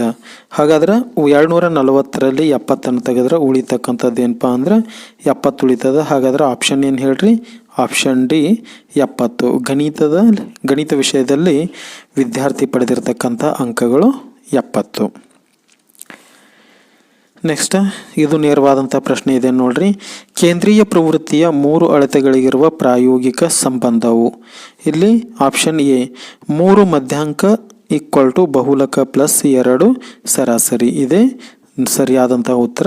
ನೇರವಾದಂಥ ಪ್ರಶ್ನೆ, ಇದನ್ನು ಆಯ್ಕೆ ಮಾಡ್ಕೊಂಡು ಬಿಡಿ.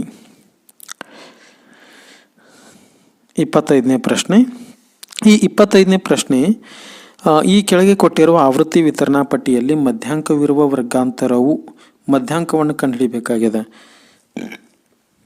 ಮಧ್ಯಾಂಕ ಕಂಡುಹಿಡಿಬೇಕಾದಾಗ ನಾವು ಸಂಚಿತ ಆವೃತ್ತಿಯನ್ನು ಬರೆದುಕೊಳ್ಬೇಕಾಗ್ತದೆ.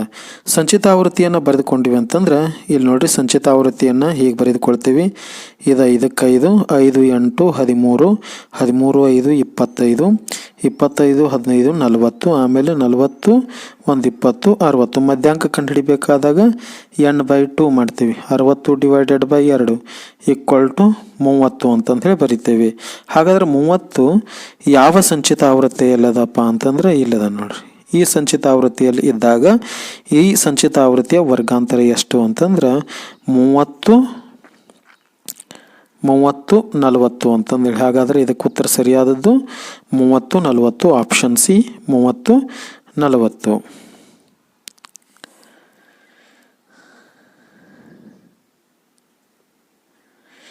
26ನೇ ಪ್ರಶ್ನೆ.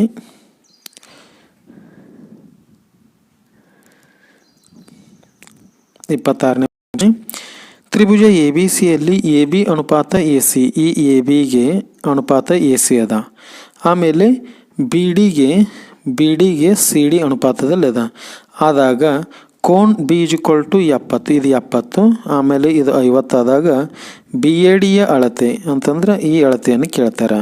ಇಲ್ಲಿ ಎರಡು ತ್ರಿಭುಜಗಳು ಅದಾವೆ ನೋಡ್ರಿ. ಯಾವುದಪ್ಪ, ಇದೊಂದು ತ್ರಿಭುಜ ಅದ, ನೆಕ್ಸ್ಟ್ ಇದೊಂದು ತ್ರಿಭುಜ ಅದ.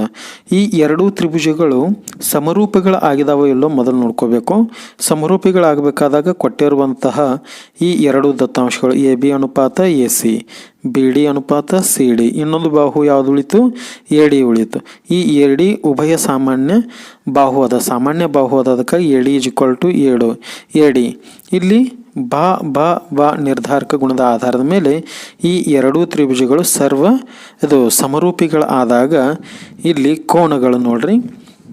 Cone B A D is equal to ಕೋನ್ ಡಿ ಎ ಸಿ ಅಂತಂದು ಹೇಳಿರ್ತವೆ, ಎರಡು ಸಮ ಇರ್ತವೆ. ಈಗಾಗಲೇ ನಮಗೆ ಗೊತ್ತಿರುವ ಹಾಗೆ ಕೋನ್ ಬಿ 70 ಅದ, ಕೋನ್ ಸಿ ಎಷ್ಟದ 50 ಅದ. ಹಾಗಾದ್ರೆ ಕೋನ್ ಎ ಎಷ್ಟಾಗಿರ್ತದಪ್ಪ ಅಂತಂದ್ರೆ 180ರಲ್ಲಿ ಈ 70 50 ತೆಗೆದ್ರೆ ಉಳಿತಕ್ಕಂಥದ್ದು 60 ಉಳಿತದ. ಹೌದಾ, 60. ಇಲ್ಲಿ ಬಿ ಎ ಡಿ ಮತ್ತು ಡಿ ಎ ಸಿಗಳು ಎರಡೂ ಸೇರಿ 60. ಇವು ಎರಡೂ ಕೂಡ ಸಮ ಇರೋದ್ರಿಂದ ಇದನ್ನು ಏನು ಮಾಡ್ತೀವಿ, ಡಿವೈಡೆಡ್ ಬೈ 2 ಮಾಡ್ತೀವಿ, 30 ಡಿಗ್ರಿ ಬರ್ತದೆ. ಹಾಗಾದ್ರೆ ಬಿ ಎ ಡಿಯ ಅಳತೆಯಷ್ಟು 30 ಡಿಗ್ರಿ. ಅದಕ್ಕಾಗಿ ಆಪ್ಷನ್ ಎ 30 ಡಿಗ್ರಿ. ಅದೇ ಲೆಕ್ಕವನ್ನು ಇಲ್ಲಿ 24, 25, 26 ಪ್ರಶ್ನೆಗಳಿಗೆ ಉತ್ತರಗಳನ್ನು ಬರೆದಿದ್ದೀವಿ. ಈಗ ಕೊಟ್ಟಿರುವ ಚಿತ್ರದಲ್ಲಿ ತ್ರಿಭುಜ ಎ ಬಿ ಸಿ ಸಮರೂಪ ತ್ರಿಭುಜ ಡಿ ಇ ಎಫ್ ಮತ್ತು ತ್ರಿಭುಜ ಕೋನ್ A B C equal to ಕೋನ್ D E F equal to 60 degree ಆದಾಗ ಎ ಸಿಯ ಉದ್ದವನ್ನು ಕಂಡುಹಿಡಿಯಿರಿ. ಈ ಎ ಸಿ ಉದ್ದ ಕಂಡುಹಿಡಿರಿ ಅಂದರೆ ಇವೆಲ್ಲ ಸಮರೂಪಗಳು ಅದಾವ. ಸಮರೂಪಗಳಿದ್ದಾಗ ಏನು ಮಾಡಬೇಕು ನಾವು, ಎ ಸಿ ಬೇಕಾಗ್ಯದಲ್ಲ, ಎ ಸಿ ಅನುಪಾತ D F equal to A B ಅನುಪಾತ ಡಿ ಇ ಅಂತಂದು ಹೇಳಿ ಬರೆದುಕೊಳ್ತೀವಿ. ಎ ಸಿ ಬೆಲೆ ಬೇಕಾಗೈತಿ, ಎ ಸಿ ಹಾಗೆ ಇರಲಿ. ಎ ಬಿ ಅಳತೆ ಎಷ್ಟು, ಎ ಬಿ ಅಳತೆ 4.8 ಗುಣಲೆ ಈ ಡಿ ಎಫ್ ಈ ಕಡೆ ಆರ್ ಎಚ್ ಎಸ್ಗೆ ಬಂದಾಗ ಗುಣಲೆ ಆಗ್ತದೆ. ಎ ಬಿ ಇಂಟು ಡಿ ಎಫ್ನ ಬೆಲೆ 2.4 ಡಿವೈಡೆಡ್ ಬೈ, ಆಮೇಲೆ ಡಿ ಇಯ ಅಳತೆ 2.4 ಇದೆ.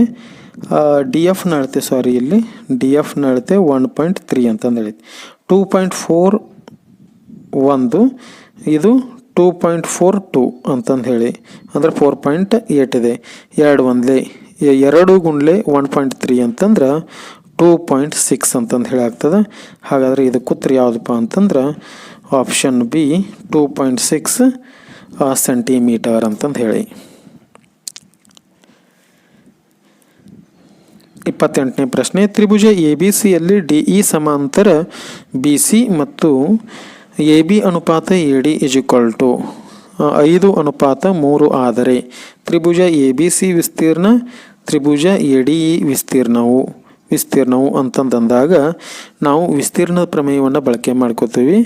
ಎರಡು ತ್ರಿಭುಜಗಳು ಸಮರೂಪಿಗಳಾದಾಗ ಅವುಗಳ ವಿಸ್ತೀರ್ಣಗಳ ಅನುಪಾತವು ಅವುಗಳ ಅನುರೂಪ ಬಾಹುಗಳ ವರ್ಗಗಳಿಗೆ ಸಮನಾಗಿರ್ತದ ಅಂತಂದೇಳಿ ಹೇಳ್ತೀವಿ. ಅದಕ್ಕಾಗಿ ಇಲ್ಲಿ 5 ಸ್ಕ್ವೇರ್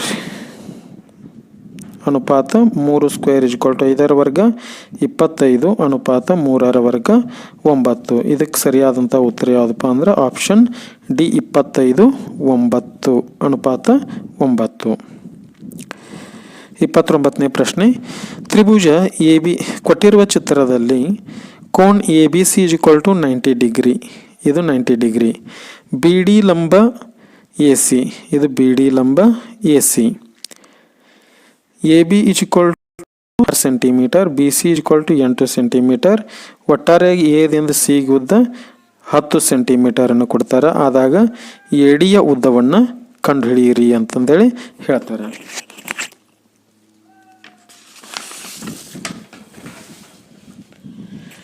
ಇಲ್ಲಿ 29ನೇ ಪ್ರಶ್ನೆ ನೋಡಿ. ಇಲ್ಲಿ ಈ 29ನೇ ಪ್ರಶ್ನೆಯಲ್ಲಿ ಈ ಪೈಥಾಗೋರಸ್ನ ಪ್ರಮೇಯವನ್ನು ಬಳಕೆ ಮಾಡಿಕೊಳ್ಳೋಣ ಅಥವಾ ಸಮರೂಪ ತ್ರಿಭುಜಗಳನ್ನಾಗಿ ನಾವು ನೋಡೋಣ. ಇಲ್ಲಿ ಸಮರೂಪ ತ್ರಿಭುಜಗಳನ್ನಾಗಿ ನೋಡಿದಾಗ ಪೈಥಾಗೋರಸ್ನ ಪ್ರಮೇಯವನ್ನು ಬಳಸಿಕೊಳ್ಳೋದಕ್ಕಿಂತ ಸಮರೂಪ ತ್ರಿಭುಜದ ಬಗ್ಗೆ ನೋಡೋಣ. ಇಲ್ಲಿ ನೋಡ್ರಿ, ತ್ರಿಭುಜ ಎ ಬಿ ಡಿ ಈ ತ್ರಿಭುಜ ಆಮೇಲೆ ಕೊಟ್ಟಿರ್ತಕ್ಕಂಥ ಒಟ್ಟಾರೆ ಈ ದೊಡ್ಡ ತ್ರಿಭುಜ, ಈ ಎರಡು ತ್ರಿಭುಜಕ್ಕೆ ಹೋಲಿಕೆ ಮಾಡಿದಾಗ ಆ ಚಿಕ್ಕ ತ್ರಿಭುಜ ಈ ದೊಡ್ಡ ತ್ರಿಭುಜಗಳು ಎರಡು ಸಮರೂಪಿಗಳಾಗ್ತವ. ಹೌದಾ ಸರ್, ಅದು ಸಮರೂಪಿಗಳಾಗ್ತವೆ. ಅದಕ್ಕೆ ಕಾರಣ ಏನಪ್ಪ ಅಂತಂದ್ರೆ ಇಲ್ಲಿ ಬಿ ಡಿ ಲಂಬ ಎ ಸಿ ಅದ, ಕೋನ್ ಡಿ ಇಸ್ ಈಕ್ವಲ್ ಟು ಕೋನ್ ಬಿ ಆಗ್ತದ, ಕೋನ್ ಎ ಇದ್ದದ ಕೋನ್ ಎಗೆ ಸಮ ಆಗ್ತದ, ಆಮೇಲೆ ಕೋನ್ ಎಗೆ ಸಮ ಆಗ್ತದ, ಬಿ ಇದ್ದದ ಸಿಗೆ ಸಮ ಆಗ್ತದ. ಅದಕ್ಕಾಗಿ ಈ ಎರಡೂ ತ್ರಿಭುಜಗಳು ಸಮರೂಪಿಗಳಾದಾಗ ಇವುಗಳ ಒಂದು ಸಂಬಂಧವನ್ನು ಹೀಗೆ ಬರಿತೀವಿ ನೋಡ್ರಿ. ಎ ಡಿ ಲಂಬ A B equal to A B ಅನುಪಾತ ಎ ಸಿ ಅಂತಂದು ಹೇಳಿ ಬರಿತೀವಿ. ಎ ಡಿಯ ಬೆಲೆ ಬೇಕಾಗ್ಯದಲ್ಲ, ಅದಕ್ಕಾಗಿ ನಾವು ಏನು ಮಾಡ್ತೀವಿ, ಎ ಡಿಯನ್ನು ಹಾಗೆ ಇಟ್ಕೊಂಡು ಎ ಬಿಯ ಬೆಲೆ ಎಷ್ಟದ 6 ಐತಿ. ಹೌದಾ, ಈ ಎ ಬಿನೂ ಕೂಡ ಈ ಕಡೆನೇ ಬರ್ತದೆ, ಆರ್ ಎಚ್ ಎಸ್ಗೆ ಗುಂಡ್ಲೆ ಆಗ್ತದ 6 ಡಿವೈಡೆಡ್ ಬೈ ಎ ಸಿ ಅಂದರೆ 10 ಐತಿ. Equal to 6 36 divided by 10 equal to 3.6 ಅಂತಂದು ಹೇಳಿ ಬರ್ತದೆ. ಹಾಗಾದರೆ ಇದಕ್ಕೆ ಸರಿಯಾದಂಥ ಉತ್ತರ ಯಾವುದು? ಇದಕ್ಕೂ ಆಪ್ಷನ್ ಯಾವುದಪ್ಪ ಅಂತಂದ್ರೆ ಆಪ್ಷನ್ ಬಿ 3.6 ಸೆಂಟಿಮೀಟರ್ ಅಂತಂದು ಹೇಳಿ.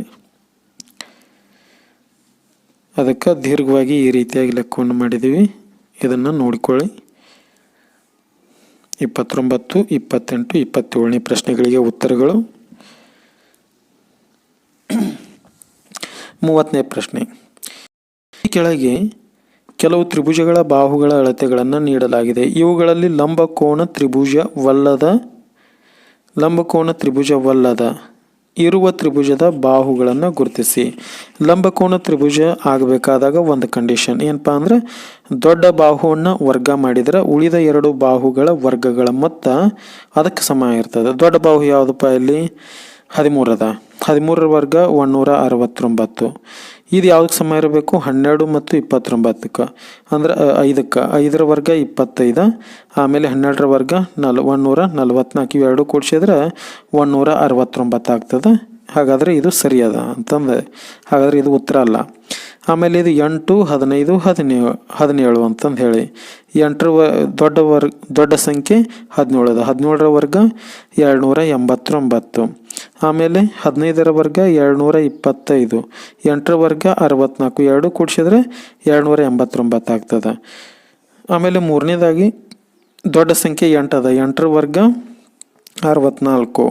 ಆಮೇಲೆ 3ರ ವರ್ಗ 9, 6ರ ವರ್ಗ 36 ಅಂತಂದ್ರೆ ಇಲ್ಲಿ 2 ಕೂಡಿಸಿದ್ವಿ ಅಂತೇಳಿ 36 ಮತ್ತು 9 ಸೇರಿಸಿದ್ರೆ 45 ಆಗ್ತದೆ. ಇದು L H S equal to R H S ಆಗೋದಿಲ್ಲ. ಅದಕ್ಕಾಗಿ ಲಂಬಕೋನವಲ್ಲದ ತ್ರಿಭುಜ ಅಂದಾಗ ಇದು ಆಗ್ತದೆ. ಹೌದಾ, ಇದನ್ನು ಕೂಡ ಚೆಕ್ ಮಾಡೋಣ. ದೊಡ್ಡ ಸಂಖ್ಯೆ 25 ಅದ, 25ರ ವರ್ಗ 625. ಆಮೇಲೆ 7ರ ವರ್ಗ 49, 24ರ ವರ್ಗ 576. ಎಲ್ಲವನ್ನು ಸೇರಿಸಿದ್ವಿ ಅಂದರೆ 625 ಆಗ್ತದೆ. ಹಾಗಾದರೆ ಇದಕ್ಕೆ ತಪ್ಪಾದಂಥ ಉತ್ತರ ಅಥವಾ ಲಂಬಕೋನವಲ್ಲದ ತ್ರಿಭುಜ ಯಾವುದಪ್ಪ ಅಂತಂದ್ರೆ ಇದು 3ನೇ ಅಳತೆ. ಅದಕ್ಕಾಗಿ ಇದಕ್ಕೆ ಉತ್ತರ ಯಾವುದು ಅಂತಂದ್ರೆ 3. 3ನೇದು 3, 8, 6 ಸೆಂಟಿಮೀಟರ್ ಅಂತಂದು ಹೇಳಿ.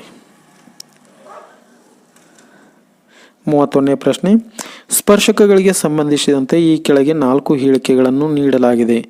ಇವುಗಳಲ್ಲಿ ತಪ್ಪಾಗಿರುವಂಥ ಹೇಳಿಕೆ ಯಾವುದದ? ಒಂದು ಬಾಹ್ಯ ಬಿಂದುವಿನಿಂದ ಒಂದು ವೃತ್ತಕ್ಕೆ ನಿರ್ದಿಷ್ಟವಾಗಿ 2 ಸ್ಪರ್ಶಕಗಳನ್ನು ಎಳೆಯಬಹುದು. ಇದು ಸರಿಯಾಗಿರುವಂತಹ ಹೇಳಿಕೆಯಾಗಿದೆ. ಆಪ್ಷನ್ ಬಿ, ವೃತ್ತದ ಮೇಲಿನ ಒಂದು ಬಿಂದುವಿನಲ್ಲಿ ಒಂದೇ ಒಂದು ಸ್ಪರ್ಶಕವನ್ನು ಎಳೆಯಬಹುದು. ಇದು ಸರಿಯಾದಂಥ ಹೇಳಿಕೆ.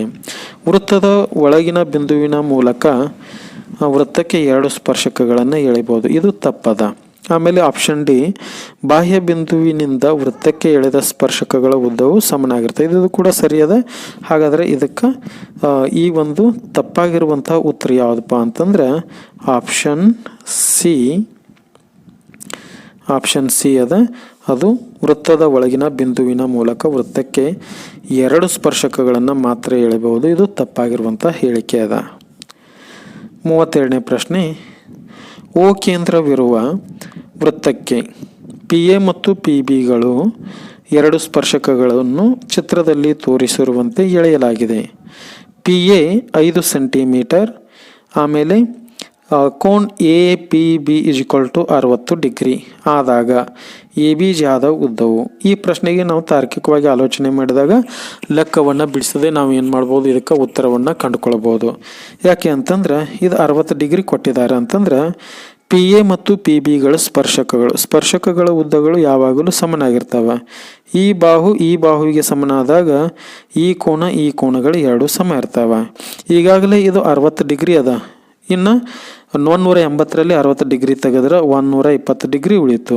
ಹಾಗಾದ್ರೆ ಇವೆರಡೂ ಸಮ ಇದ್ದು ಅಂತಂದ್ರೆ ಕೋನ್ ಬಿ ಮತ್ತು ಕೋನ್ ಎಗಳು ಅದು 60 ಡಿಗ್ರಿ ಅದು 60 ಡಿಗ್ರಿ ಆಗ್ತದೆ. ಹಾಗಾದ್ರೆ ಒಟ್ಟಾರೆಯಾಗಿ ಈ ತ್ರಿಭುಜ ಯಾವ ತ್ರಿಭುಜ ಆಗಿದೆಪ್ಪ ಅಂದ್ರೆ ಎಲ್ಲವೂ 60 ಡಿಗ್ರಿ ಕೋನವನ್ನು ಹೊಂದಿದ್ರೆ ಅದು ಸಮಬಾಹು ತ್ರಿಭುಜ ಆಗ್ತದೆ. ಹಾಗಾದ್ರೆ ಇದು ಪಿ ಎ 5 ಸೆಂಟಿಮೀಟರ್ ಇದ್ರೆ ಪಿ ಬಿನೂ 5 ಸೆಂಟಿಮೀಟರ್, ಎ ಬಿನೂ ಕೂಡ 5 ಸೆಂಟಿಮೀಟರ್. ಹಾಗಾದ್ರೆ ಆಪ್ಷನ್ ಯಾವುದು ಇದಕ್ಕೆ? Option C 5 centimetre.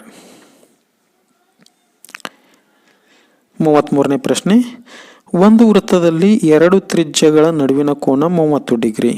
ತ್ರಿಜ್ಯಗಳ ಅಂತ್ಯಬಿಂದುಗಳಲ್ಲಿ ಎಳೆದ ಎರಡು ಸ್ಪರ್ಶಕಗಳ ನಡುವಿನ ಕೋನ. ಎರಡು ಸ್ಪರ್ಶಕ ಅಂತಂದ್ರಾಗ ಇದು ವೃತ್ತ, ತ್ರಿಜ್ಯಗಳ ನಡುವಿನ ಕೋನ 130 ಡಿಗ್ರಿ. ಇಲ್ಲಿ ಸ್ಪರ್ಶಕಗಳನ್ನು ರಚನೆ ಮಾಡಿದ್ವಿ ಅಂದರೆ ಇಲ್ಲಿ ಉಂಟಾಗ್ತಕ್ಕಂಥ ಕೋನ 50 ಡಿಗ್ರಿ ಆಗಿರ್ತದೆ. ಅದಕ್ಕಾಗಿ ಇದಕ್ಕೆ ಉತ್ತರ ಆಪ್ಷನ್ ಡಿ 50 ಡಿಗ್ರಿ. ಇಲ್ಲಿ 30ನೇ ಪ್ರಶ್ನೆ, 31, 32, 33 ಪ್ರಶ್ನೆಗಳಿಗೆ ಉತ್ತರಗಳು ಇದಾವೆ, ಮಾದರಿ ಉತ್ತರಗಳು. 34ನೇ ಪ್ರಶ್ನೆ ಹೇಗಿದೆ: ಒಬ್ಬ ವಿದ್ಯಾರ್ಥಿಯು A B is equal to 5 centimetre, B C is equal to 6.5 centimetre, A C is equal to 7 centimetre ಇರುವಂತೆ ತ್ರಿಭುಜ ಎ ಬಿ ಸಿಯನ್ನು ರಚನೆ ಮಾಡಿದ್ದಾನೆ. ಈ ತ್ರಿಭುಜ ರಚನೆಯನ್ನು ಮಾಡಿದ್ದಾನೆ. ನಂತರ ಈ ತ್ರಿಭುಜದ ಪ್ರತಿಯೊಂದು ಬಾಹುವು ತ್ರಿಭುಜ ಎಡಿಯ ಅನುರೂಪ ಎಡಿಇಯ ಅನುರೂಪ ಬಾಹುಗಳ 5:7 ರಷ್ಟಿರುವಂತೆ ತ್ರಿಭುಜ ಎ ಬಿ ಸಿಗೆ ಸಮರೂಪಿಯಾದ ತ್ರಿಭುಜ ಎಡಿಯನ್ನು ರಚಿಸುತ್ತಾನೆ. ಹಾಗಾದರೆ ತ್ರಿಭುಜ ಎಡಿಯ ಬಾಹುಗಳಾದ ಎಇ ಮತ್ತು ಎಡಿಗಳ ಲೆಕ್ಕಾಚಾರ ವಿಧಾನದಿಂದ ಕಂಡುಹಿಡಿದಾಗ ದೊರಕುವಂಥ ಉತ್ತರಗಳು. ವಿದ್ಯಾರ್ಥಿಗಳೇ ನೋಡಿ, ನಮಗಿಲ್ಲಿ ಎಇ ಬೇಕಾಗಿದೆ. ಎಇ ಬೇಕಾದಾಗ ನಾವು ಏನು ಮಾಡ್ತೀವಿ, ಎಇ ಅನುಪಾತ ತೇಲ್ಸನ ಮೂಲ ಸಮಾನುಪಾತತೆಯ ಪ್ರಮೇಯವನ್ನು ಬಳಕೆ ಮಾಡ್ಕೊಳ್ತೀವಿ. ಮಾಡ್ಕೊಂಡು ಎಇ ಅನುಪಾತ A B is equal to 5/7 ಅಂತಂದು ಹೇಳಿ ತೆಗೆದುಕೊಳ್ತೀವಿ. ಇಲ್ಲ ಇದನ್ನು ಹೀಗೆ ಬರೆಯದೆ ನಾವೇನು ಮಾಡ್ತೀವಪ್ಪ ಅಂತಂದ್ರೆ ಎ ಬಿ ಅನುಪಾತ ಎಇ ಇಸ್ ಈಕ್ವಲ್ ಟು 5/7. ಯಾಕಂದರೆ ಅನುಪಾತ 5:7 ಅಂತಂದು ಹೇಳಿ ಕೊಟ್ಟಾರಲ್ಲ, ಅದಕ್ಕಾಗಿ 5/7 ಅಂತಂದು ಹೇಳಿ ತೆಗೆದುಕೊಳ್ತೀವಿ. ಎ ಬಿ ಅನುಪಾತ ಎ ಇ ಅಂತಂದು ಹೇಳಿ. ಈಗ ಎ ಬಿ ಅಳತೆ ಎಷ್ಟದಪ್ಪ ಅಂತಂದ್ರೆ 5 ಸೆಂಟಿಮೀಟರ್ ಐತಿ. Divided by A E is equal to 5/7 ಅಂತಂದು ಹೇಳಿ. ನಮಗೆ ಎ ಇ ಬೇಕಾದ್ರೆ ಏನು ಮಾಡ್ತೀವಿ ಹೇಳ್ರಿ, ಎ ಇ ಬೇಕಾದಾಗ 5 × 7 divided by 5 is equal to A E ಅಂತಂದು ಹೇಳಿ ತೆಗೆದುಕೊಳ್ತೀವಿ. 5 ಕ್ಯಾನ್ಸಲ್. ಹಾಗಾದರೆ ಎಷ್ಟಪ್ಪ? ಎ ಇಯ ಬೆಲೆ 7 ಸೆಂಟಿಮೀಟರ್ ಅಂತಂದು ಹೇಳಿ. ಹಾಗಾದರೆ ಇಲ್ಲಿ ಎ ಇ ಬೆಲೆ 7 ಸೆಂಟಿಮೀಟರ್ ಇರ್ತಕ್ಕಂಥ ಆಪ್ಷನನ್ನು ಯಾವುದದ ಹೇಳ್ರಿ? ಆಪ್ಷನ್ ಎ ಅದ. ಅದಕ್ಕಾಗಿ ಇದೇ ಉತ್ತರ ಆಗಿರ್ತದೆ. ಆದ್ರೆ ನಾವೇನು ಮಾಡಬೇಕು, ಒಂದು ವೇಳೆ 7 ಸೆಂಟಿಮೀಟರ್ ಇರ್ತಕ್ಕಂಥದ್ದನ್ನು ಮತ್ತೆ ಬೇರೆ ಆಪ್ಷನ್ಗಳಲ್ಲಿ ಕೊಟ್ಟಾಗ ನಾವು ಮುಂದಿನ ಲೆಕ್ಕಾಚಾರವನ್ನು ಕೂಡ ಮಾಡಬೇಕಾಗ್ತದೆ. ಆದರೂ ಕೂಡ ಇಲ್ಲಿ ಎಡಿಯನ್ನು ಕಂಡುಹಿಡಿಯುವ ವಿಧಾನವನ್ನು ಕೂಡ ನೋಡೋಣ. ಎಡಿ ಕಂಡುಹಿಡಲಿಕ್ಕೆ ವಿಧಾನ ಎ ಸಿ ಅನುಪಾತ A D is equal to ಕೊಟ್ಟಿರುವಂಥ ಅನುಪಾತ ಏನದ ಹೇಳ್ರಿ? 5:7. ಎ ಸಿಯ ಬೆಲೆ 7 divided by A D is equal to 5/7. ಹಾಗಾದರೆ 7 divided by 5 is equal to A D. ಹಾಗಾದರೆ ಇಲ್ಲಿ 49 ಡಿವೈಡೆಡ್ ಬೈ 5. 5 1 5 9 45. 4 ಉಳಿತದೆ 45. 5 8 ಅಂದರೆ 9.8 ಆಗ್ತದೆ. ಅದಕ್ಕಾಗಿ ಇಲ್ಲಿ ಉತ್ತರ ಯಾವುದು? ಆಪ್ಷನ್ ಎನ ಅದ. ನಿಸ್ಸಂಶಯವಾಗಿ ಆಪ್ಷನ್ ಎ. 35 ಓ ಕೇಂದ್ರವುಳ್ಳ ವೃತ್ತಕ್ಕೆ ಬಾಹ್ಯ ಬಿಂದು ಎನಿಂದ ಎ ಬಿ ಸ್ಪರ್ಶಕವನ್ನು ಎಳೆಯಲಾಗಿದೆ. O A is equal to 25 centimetre ಮತ್ತು A B is equal to 24 centimetre ಆದಾಗ ವೃತ್ತದ ತ್ರಿಜ್ಯ ಅಂತಂದ್ರೆ ಇದು ಓ ಬಿ ತ್ರಿಜ್ಯ ಅದ. ಹೌದಾ, ಇದನ್ನು ಮಾಡಬೇಕಾದಾಗ ಇಲ್ಲಿ ಲಂಬ ಕೋನ ತ್ರಿಭುಜ ಪೈಥಾಗೋರಸನ ಪ್ರಮೇಯವನ್ನು ಬಳಕೆ ಮಾಡಿಕೊಂಡು ಕಂಡುಹಿಡಿಬೇಕಾಗ್ತದೆ. ಇದು 90 ಡಿಗ್ರಿ ಆಯ್ತಂದ್ರೆ ವಿಕರ್ಣ ಓ ಎ ಆಗ್ತದೆ 25 ಸೆಂಟಿಮೀಟರ್, ಇನ್ನೊಂದು ಬಾಹು 24 ಸೆಂಟಿಮೀಟರ್ ಅದ. ಹಾಗಾದ್ರೆ ಓ ಬಿ ಕಂಡುಹಿಡಿಬೇಕಾದ್ರೆ ಏನು ಮಾಡ್ತೀವಿ? O B is equal to O A square minus A B square ಅಂತಂದು ಹೇಳಿ ತೆಗೆದುಕೊಳ್ತೀವಿ. ಓ ಎ ಸ್ಕ್ವೇರ್ ಅಂತಂದ್ರೆ ಏನಪ್ಪ? 25ರ ವರ್ಗ 625 ಮೈನಸ್ ಎ ಬಿ ಸ್ಕ್ವೇರ್ ಅಂದ್ರೆ 24ರ ವರ್ಗ 576 ಕಳೆದಾಗ ಬರ್ತಕ್ಕಂಥ ಉತ್ತರ √49 ಆಗ್ತದೆ. ಹಾಗಾದ್ರೆ ಓ ಬಿ ಅಳತೆ ಎಷ್ಟಪ್ಪ ಅಂದ್ರೆ 7 ಸೆಂಟಿಮೀಟರ್ ಆಗ್ತದೆ. ಅದಕ್ಕೆ ಸರಿಯಾದಂಥ ಉತ್ತರ ಆಪ್ಷನ್ ಬಿ 7 ಸೆಂಟಿಮೀಟರ್. ಇಲ್ಲಿ ಮಾದರಿ ಉತ್ತರಗಳನ್ನು ಬರ್ದೀವಿ. 34, 35, 36, 37, 38.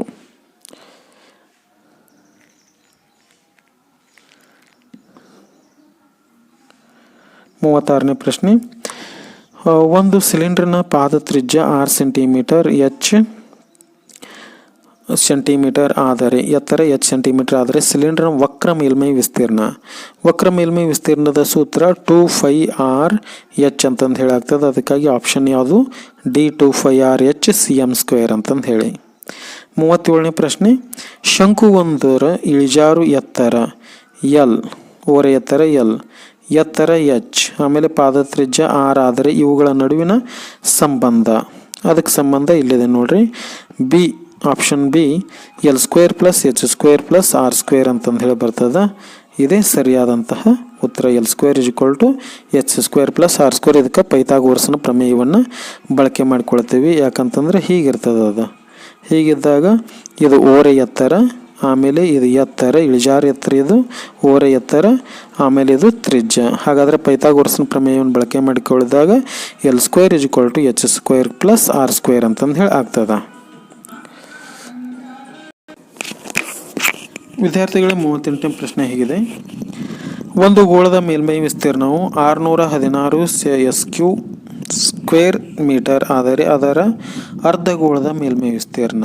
ನೋಡಿ ವಿದ್ಯಾರ್ಥಿಗಳ, ಇಲ್ಲಿ ಒಂದು ನಾವು ಸಾಮಾನ್ಯ ಜ್ಞಾನವನ್ನು ಬಳಕೆ ಮಾಡ್ಕೊಂಡ್ವಿ ಅಂದ್ರೆ ನೇರವಾಗಿ ಉತ್ತರವನ್ನು ಪಡಿಬಹುದು. ಏನಪ್ಪ ಅಂತಂದ್ರೆ ಗೋಳದ ಪೂರ್ಣ ಮೇಲ್ಮೈ ವಿಸ್ತೀರ್ಣ ಅಂದಾಗ 4πr² ಅಂತಂದು ಹೇಳಿ ಬರ್ತದೆ. ಅರ್ಧಗೋಳದಂತಂದ್ರೆ 2πr² ಅಂತಂದು ಹೇಳಿ ಬರ್ತದೆ. ಹೌದಾ? ಆಮೇಲೆ ಇಲ್ಲಿ ಇದೇ ಪ್ರಶ್ನೆ ಸ್ವಲ್ಪ ಕನ್ಫ್ಯೂಸನ್ನು ಕೂಡ ಹೊಂದಿರತಕ್ಕಂಥದ್ದು. ಏನಪ್ಪ ಅಂತಂದ್ರೆ ಗೋಳ ಅಂತಂದಾಗ ಇದು ಕನ್ಫ್ಯೂಷನ್ ಏನೂ ಇಲ್ಲ. ಘನಗೋಳ ಅಂತಂದ್ರೆ ಸ್ವಲ್ಪ ಕನ್ಫ್ಯೂಷನ್ ಆಗ್ತಿತ್ತು. ಆಪ್ಷನ್ಗಳಲ್ಲೂ ಕೂಡ ಕನ್ಫ್ಯೂಷನ್ ಇರ್ತಿತ್ತು. ಕೇವಲ ಗೋಳ ಅಂತಂದೇಳಿ ಹೇಳಿದ್ದಾರೆ. ಅದಕ್ಕಾಗಿ ಇಲ್ಲಿ ಗೋಳದ ಪೂರ್ಣ ಮೇಲ್ಮೈ ವಿಸ್ತೀರ್ಣ 4πr², ಅರ್ಧಗೋಳದ ಮೇಲ್ಮೈ ವಿಸ್ತೀರ್ಣ 2πr². ನೋಡ್ರಿ, ಇದು 4πr² ಇದೆ, 2πr² ಇದೆ. ಇದು 4πr² ಇದ್ರೆ 616 ಆಗ್ತದೆ. ಇದು 2πr² ಇತ್ತಂದ್ರೆ ಇದೇನಿದೆ ಇದರ ಡಬಲ್ ಇದಿದೆ. ಹಾಗಾದ್ರೆ ಇದರ ಅರ್ಧ ಈ ಅರ್ಧಗೋಳ ಇರ್ತದೆ. ಅಂದ್ರೆ 616 / 2 = 2 3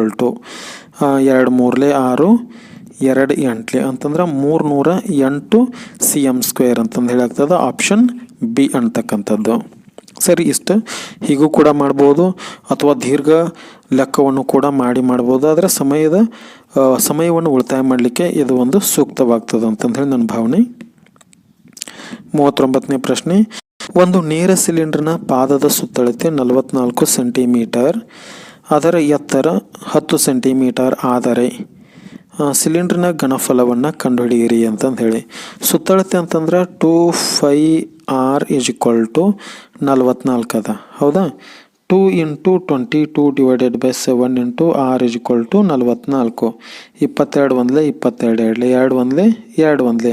ಹಾಗಾದ್ರೆ r = ಏನಾಗ್ತದೆ ಹೇಳ್ರಿ? 7 ಅಂತಂದು ಹೇಳಿ ಬರ್ತದೆ.